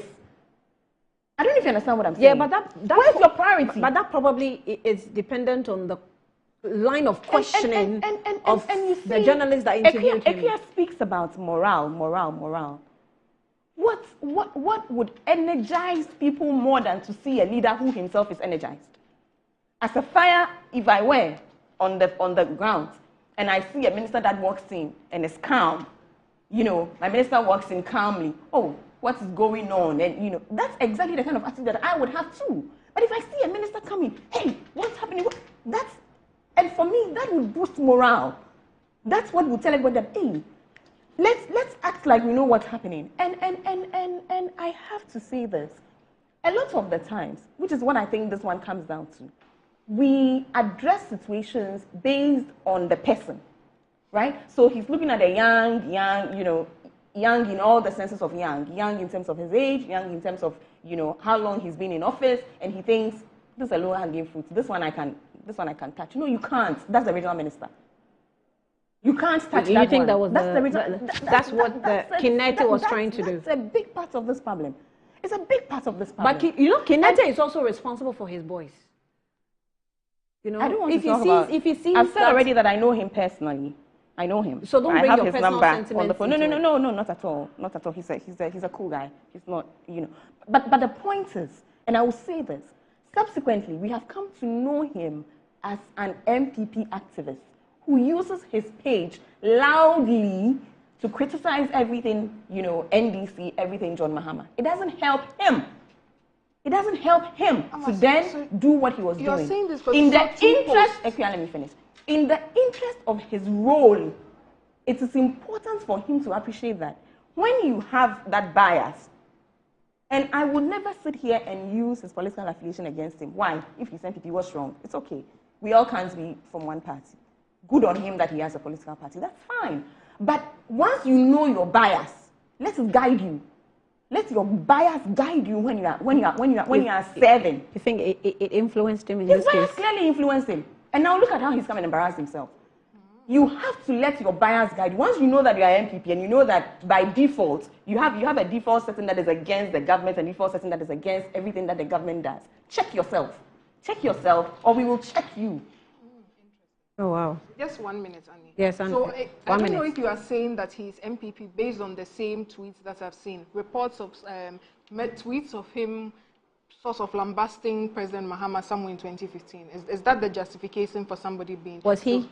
No, that's what I have seen of, what you saw of people on... Have you seen the Facebook post? I've seen the Facebook post of people on social media trying to say based on this he's Not MPP. people. Have you seen his tweets? And Did he make a post that I am an MPP? There are posts of him criticizing President Mahama. True. But in 2015, everybody that criticized President Mahama was everybody that criticized President Mahama that time an MPP person. No, hold on. That man is obviously just worried for his people. He has just seen his people lambasted, and he comes out to talk. And now we've gone to the first thing the NDC foot soldiers saw to do well is to go through his post and find him criticizing the government. There's no one. They didn't see a post of him posting Dr. Baumia or posting MPP. Or if you go to my page, you don't need to be a rocket scientist. So the point that Kia is making is he just criticized the government. It's fair to criticize. I have said that. So everybody that criticized the government. So if you pick on him, that even on his if he were, post, no, and tag him. Let's tweet things properly. I like to speak to facts. Even if he were MPP, so what? There's nothing wrong with that. That's what I'm saying. I don't hold it against him that he's MPP. It's fine. It's okay. Why? He's Ghanaian. He's entitled to hold an opinion. He's entitled to belong to a political party. That's well and good. I'm saying that when you know your bias, you don't let it influence your job. You don't let your bias dictate how you exercise your national mandate. That's what I'm saying. And you cannot your national mandate. No, let's talk about this also. Saying. There's a trend, right? Why? We all comment on national issues. You might go into maybe my Facebook post or my tweets, or even go back to some videos, maybe 2013, some program I did that I myself may have had reasons to say one or two things about something that I wasn't too happy about. Let's talk about Doomso. I am known to have criticized Doomso, right? In 2015. So you can go and find that video.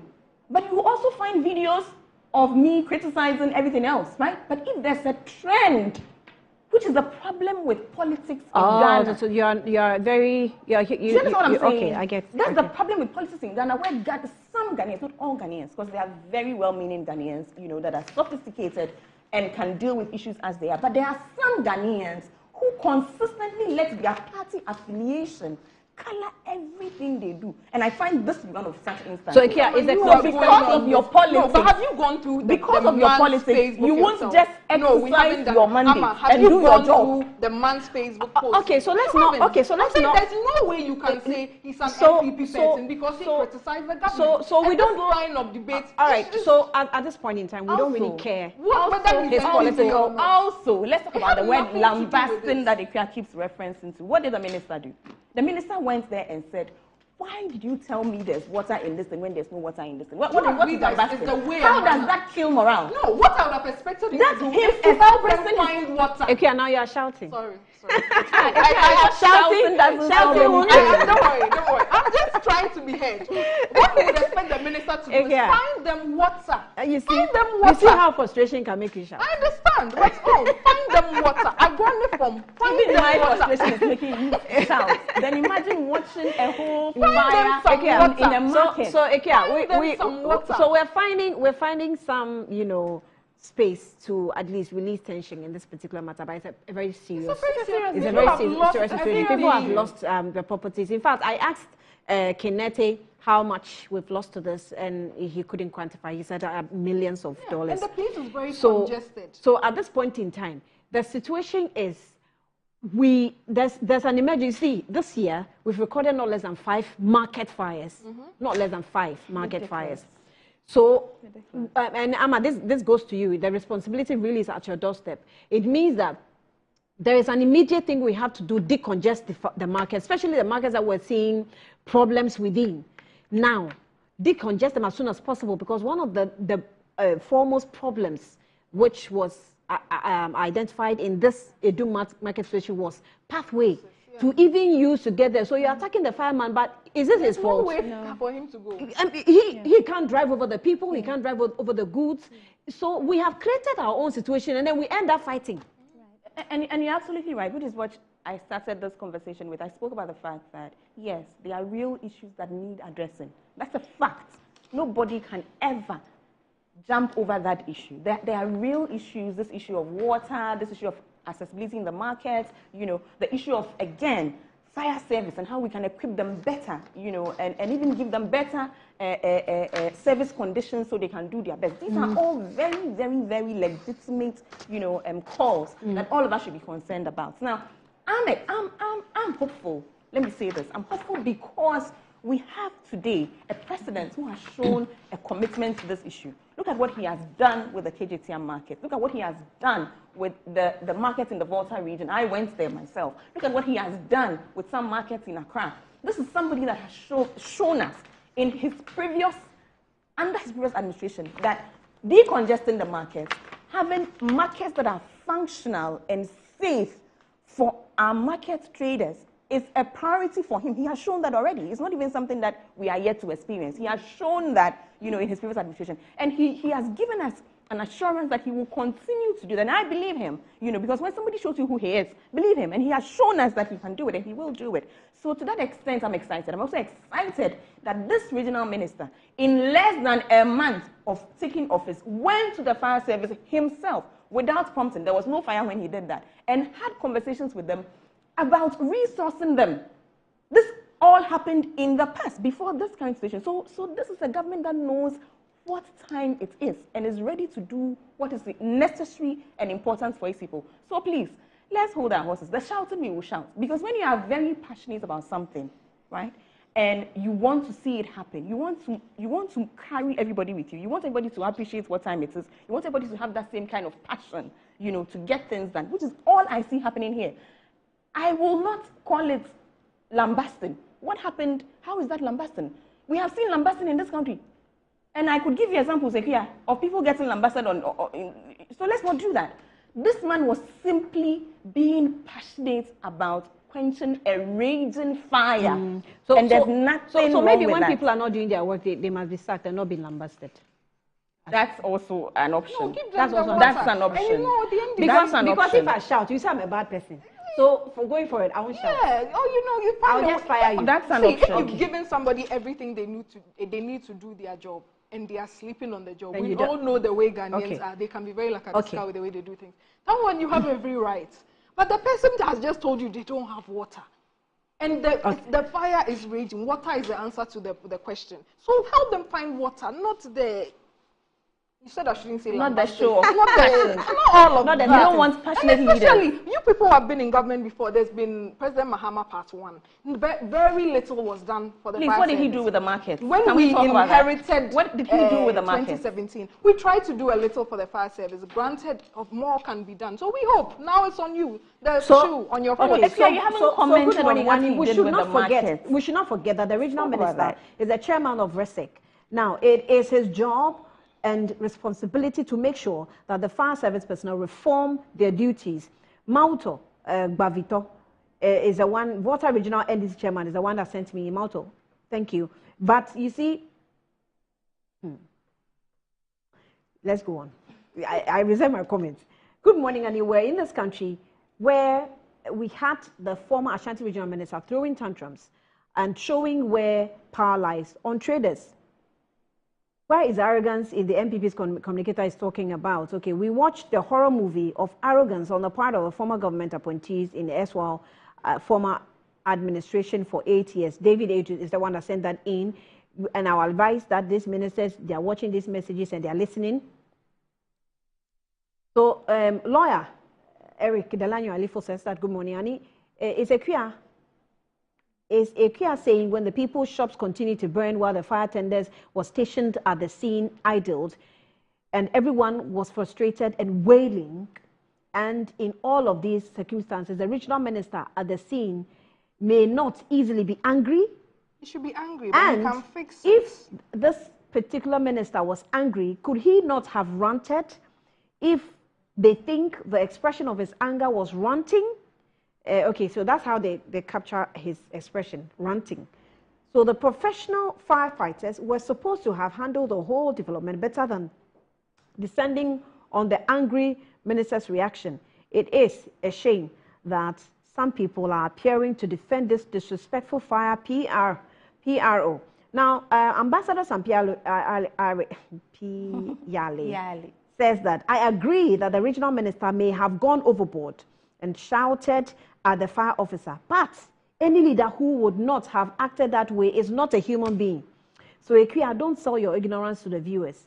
The SOP is that the standby must always be filled, ready to fight the fire. Okay, that's the point I was trying to make. Yes. That a standby doesn't mean that you must be standing by like some toy or empty something. That doesn't work. Exactly, that's what I said. Once it's a standby, it means that it's meant for emergency situations. Yes, that's what I'm saying. That I wish we called him, because based on, so Ambassador, please, if you didn't watch, I said over and over that I am that you were loosely repeating. I remember the word. What okay. He so said. Halidu says that, good morning, Annie. Is the MPP, that is the QI you're talking about, justifying the conduct of the officer who lied to the minister that the water tender came to the scene containing water? Is it the right thing to do? Is the fire officer going to be accounting to the Ghanaian people after 4 years, just as the minister will be expecting to do? The officer is even lucky that the minister shouted. Halidu, I can almost foresee what you would have done if it were you. General Marcus says that, good morning, Annie. Okay, I thought I'm your brother. Have a good week. Yes, please, you are my brother, General.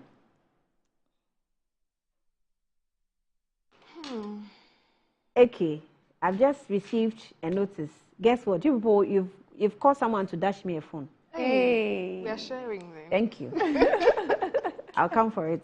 Okay, so Musa Abatwa says that, Danny, the recent fire near Kejetia, which took over the 24-hour control due to the restricted access, highlights the need for better planning and fire safety measures. My sympathies goes out to those affected, but safety and proper infrastructure must be prioritized. Additionally, a call for stiffer punishment for Ashanti Regional Fire Service PRO for disrespecting the Ashanti Regional Minister, who was right to question the fire service delayed responses due to the lack of fire hydrants. If you're not careful, this will be read differently. So let's handle this carefully. Annie, good morning. The Ashanti Regional Minister felt the fireman should do more than douse the fire, and he acted as a concerned leader. Alhaji Haruna Sharman said that the fireman is a politician and not a fire service man. Please, he's been trained. Let's respect that. Therefore, he should be disciplined. I agree he should be disciplined, but let's respect the fact that he's been trained. Good morning, Annie. Please, enough of the discussion.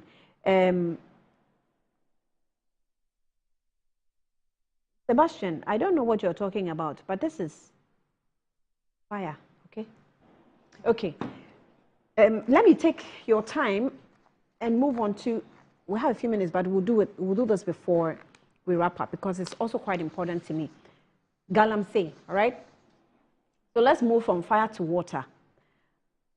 This is the First Commission speaking, the Ghana Water Company speaking to a radio station during last week. He says that the Ghana Water Company Limited has raised concerns over the significant loss of water in its distribution system, revealing that only 48% of its water it produces successfully reaches consumers' home. The remaining 52% is lost due to various challenges including pipeline leakages, illegal connections, and inefficiencies in the distribution infrastructure.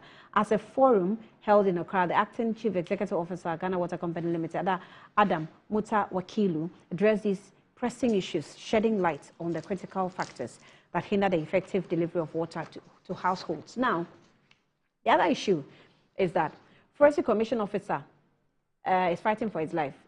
A member of the Forestry Commission Rapid Response Team is battling for his life after being attacked by armed illegal miners in the Offing Shelter Belt Forest Reserve in Ashanti region. Again, the officer sustained a deep machete wound to his knee during an ambush by the miners who were reportedly armed with assault rifles and machetes. So Joy News's Erastus Asaridonko is the one that went on this rampage again. You know, he's been in the field and that's his work. The incident occurred when the team entered the reserve to halt the fresh illegal mining activities. Now, prior to their entry, they had captured footage of some of the armed individuals manning a barrier at the forest entrance. So, however, upon venturing deeper into the reserve, they discovered that the group of the miners had laid ambush in the bush, and the yet to be identified victims is currently receiving medical treatment at the Komfanochi Teaching Hospital in Kumasi. The Offing Shelter Belt Forest Reserve has been a hot spot for illegal mining, which continues to pose severe threat to the country's forest reserve and water bodies. We have some pictures of the forest reserve, some of the pictures that Erastus took. I'm sure we'll put it on the screen now for you to see. But Ama, Galamsey is still here.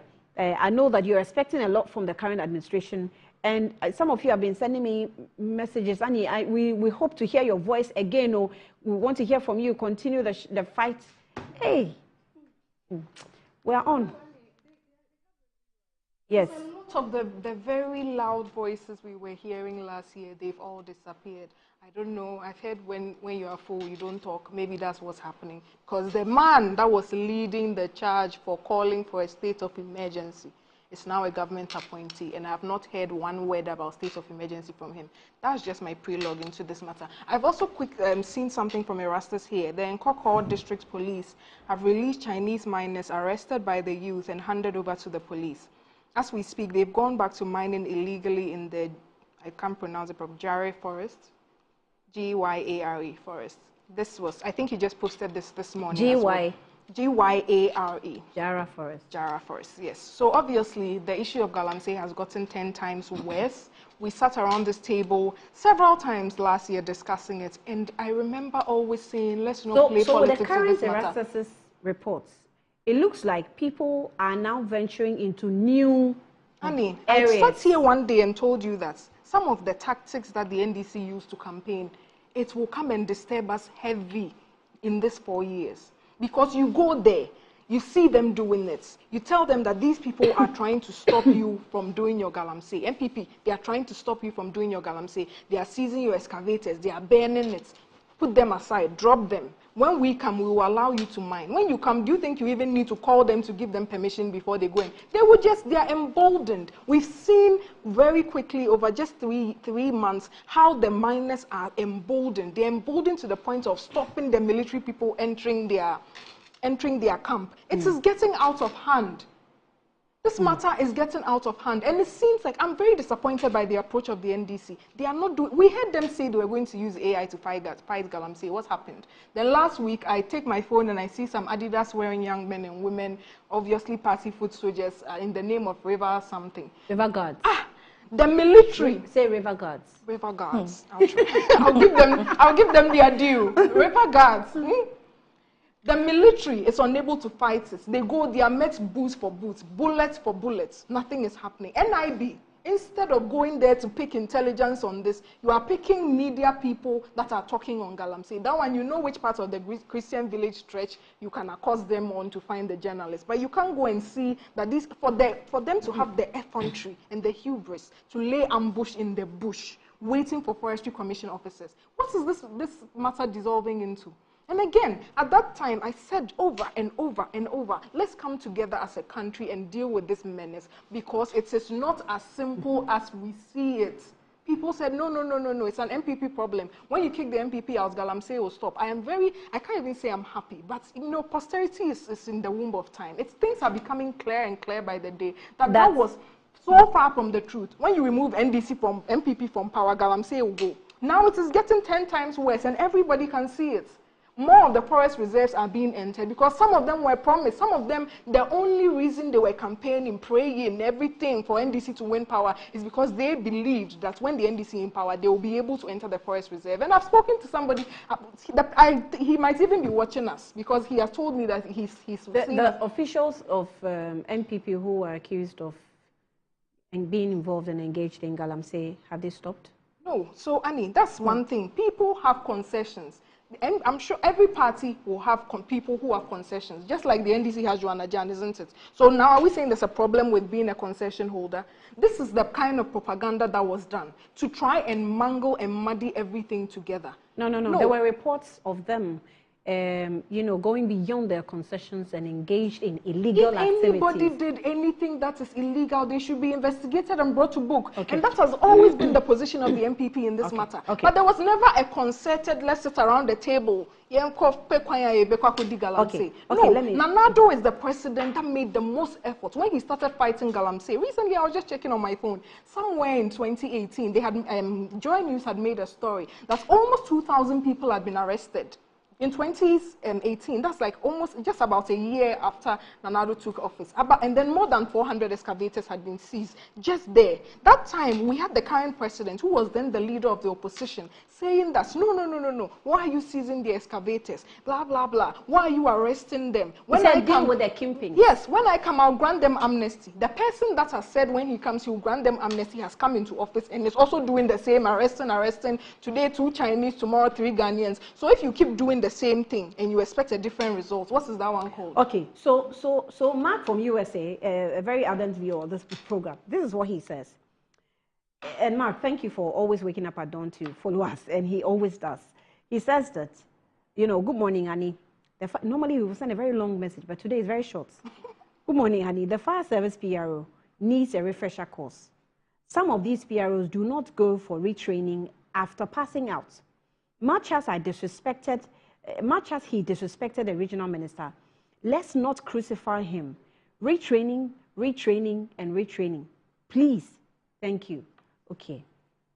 Mark, thank you for that. But this one also says that in 2015, this was a 2015 when the Ghana was in dooms of facing issues. This is what he wrote on his wall. I'm not going to read this. But you've seen it. Yes, right? I'm not going. I've seen it, but I don't think that it doesn't do us any good. Trying to dig deeper into his political affiliation. Let's look at it, with the documents in front of us, and deal with it accordingly. Which part of this is what the minister said. This is what he said. Let's deal with it. As a matter of fact, we have a problem. We have a situation, and we have to find solution to the situation. If I were the minister, today, I will start decongesting all the marketplaces. Make way. Look at the fire tenders and their sizes and see when they are coming, which way or which pathway can they use, maneuver their way into the market. Because we have to do that. We have just built markets and it's just there. And foodstuffs are on the floor, everything's on the floor. So let's deal with that. Then later we can find solution to who is MPP and NDC. Amma. Right. I think I have to agree with the last text about retraining. It's important. I'm also not, I'm too happy when we over-politicize every issue. If it's about training, let's train him. He clearly needs training. I'll take off from where Doc left off. And he says, Mahama spoke about seizing excavators in opposition. I think that since becoming president, he has shown that what he said was rooted in principle, right? He's currently called on all of us not to ban the excavators. He says those excavators can be put to good use, like in some instances used to construct roads, used in farming, and things like that. So clearly, he hasn't moved away or departed from anything that he said when he was campaigning. There's a clear case of him being consistent, in this Galamsey issues. Everything that he has said in opposition, he has lived by. He doesn't believe in seizing excavators and banning them. He said that in opposition. He's become president. He says, yes, don't bend the excavators. Let's use them. Let's put them to good use. If we can just use them to clear paths in some instances, let's do that. So just to correct Ekia, and I also mentioned he questioned. He said he will grant the Galamseyers amnesty, and now he's arresting them again. So is he just arresting them too? Let's come to the substantive issues. Quickly. I was, fortunate to have sat through that sort of a parliamentary meeting about Galamsey, the one that was organized under the auspices of Her Excellency, the Vice President of the Republic of Ghana, co-chaired by, the Honorable Amakufi Boa. Okay. And these were some of the recommendations, if you permit me. I actually took a picture of it with my phone. It was very important to me as the presentation was going on. It says, it gives an action and then it gives a timeline. Here, this one says, deploy the military to support regulatory institutions to combat illegal mining. Recruit and fully deploy river guards. That's the Blue Water Initiative. And I'm happy that Doc testifies this morning that she has seen the river guards. No, only to say that it's woefully inadequate. At post, right? Just to say that everything that has been earmarked and outlined to be done to fight Galamsey is happening. Okay. Everything they said, everything we said we would do, and with the timeline, the Blue Water it says immediate. I can forward it to you when we're done. At the time we had, it said immediate. Okay, they're putting pressure on me. Doc says it's happening. Now, holistic review of all mining leases, permits, licenses for operations in forest reserves, that is ongoing. I'll go to the one that I find very interesting. It goes all the way to May. All the recommendations go all the way, all the timelines. Now, let's go to the ones that are supposed to happen in March. Vigorously promote mercury-free processing technology. That's the Dr. timeline. Baumia's initiative. Thank you. Continue. I'll explain why, because I sat here and told you about mercury-free gold catchers. In fact, we deployed river wardens. Unless you are saying that he brought some. So what I'm saying is, allow me to do this. You're finished, but your proposal on Galamsey, there's nothing new. Do you believe that this is going to solve the menace? Honestly. So I mean, first of all, the ones that were said was going to happen, I didn't say it's happening. You said it's happening. No, just how you said it's happening. So let's give this government its due. This government has a blueprint with timelines. Continuing things that the MPP government was doing on Galamsey. If you are just continuing what the MPP government was doing, what have you achieved? Now let's go beyond that. Let's go beyond the recommendations. Okay, hold on. Let's go beyond the recommendations. Because for me, a lot of times, I find that the solution is not on paper. It's on the field. Like we say, agroniform, right? What is the president saying about illegal mining today? It's in one of the headlines. It says, if you want to be appointee of mine, it will not be tolerated. But what has the president said about It his will not constituency be chairman No that blocked the road? Nothing has been said. Have you heard something? I have spoken to the constituency chairman. He has openly apologized to the world that he did not know that... He apologized that he and his boys accosted and stopped this conversation. And because of that, we should be happy. You want us to go on the tangent of naming appointees who are into Galamsey? Do you want us to do that? Everybody was called because we I'm can sure do you will that. very soon. You people will tag me as a Galamsey. Wants us to mention appointees. He says that we can do that. What's Ekia saying? Is there a responsibility for the minister to make sure that there was water in the fire tender? The fire guy should be demoted and transferred for his own professionalism and disrespect, you say. And then also, sorry, let me pick what Eugenia sent me. Annie, tell doctor that the minister was shouting because the fire tender was sitting there without water. He was asking if there's no water in the tender, why is it sitting there? Meaning, move it out and get water to get the fire quenched. So doctor has not been a manager before. If your subordinates are thinking you must think for them. Oh, are not thinking, then you must think for them. So I think that's what's the explanation. So you have to shout on them and wake them up. She has to learn this skill. Other than that, she would fail on her role and be replaced. I think that's what you wanted to say. But I like the fact that, I play the minister's side so that all of you will appreciate what the minister also said, because people are, accusing the minister that he, what's it called? He posted that of the fire service personnel, King Nete's own, so that people will lambast King Nete. But I also play the minister's side, so you can fairly appreciate, what was said. All right.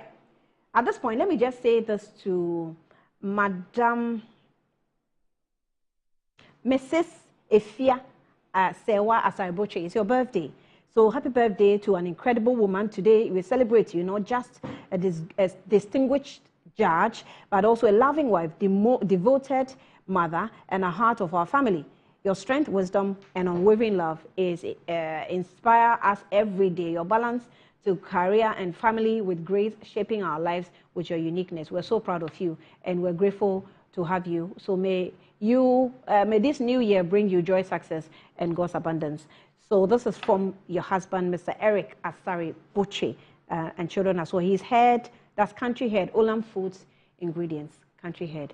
And wishing you a happy birthday, Mrs. Ifya Sewa Asari Boche, Justice of the Appeal Courts of Ghana. Happy birthday to you. I thought we had her pictures. Can we have like one or two, or you don't have? Do you have? Someone should communicate to me. You do? Okay. Okay. All right. But I think enough said. So, my ladies, our time is up. We need to go. You want to say something? Ikia? Oh, no, I was just quietly listening to Amal outline all the things that they wanted to do, and I was patiently waiting for the new maverick thing that was going to put a stop to Galamsey. You can't come and be continuing everything that has been going on for the past 8 years and expect to get a different result. That one, Einstein has said it already, that you cannot, it just will not work. Okay. We've been doing it for 8 years. Okay. So you come and you are arresting people, we should clap for you. Okay, so that's Mrs. Ifya Sewa Asari, Justice of the Appeal Court of Ghana. Today is her birthday. Happy birthday to you. Happy birthday, madam. Happy birthday to you. So just to say to clear that beyond, and I said this, beyond everything that we are saying is also the political will, which for me is always more important. Okay. There's what's on paper, so where is it but there's worse, political will. Okay. And His Excellency President John Dramani Mahama has proven to us that he has a political will to deal with this issue. Okay. Before we leave, let me just say that Ghana just got its first female chairperson of the Ghana Armed Forces Council. Yes. In the person of Her Excellency the Vice President, Professor Nana Jane Opuku Ajiman. Hooray, hooray, hooray, hooray. Wonderful, wonderful. Agenda.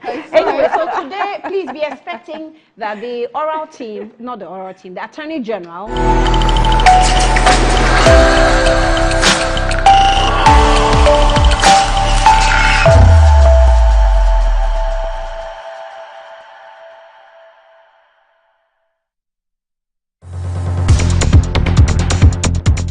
More than 80% of global trade is carried by sea. Most of the products we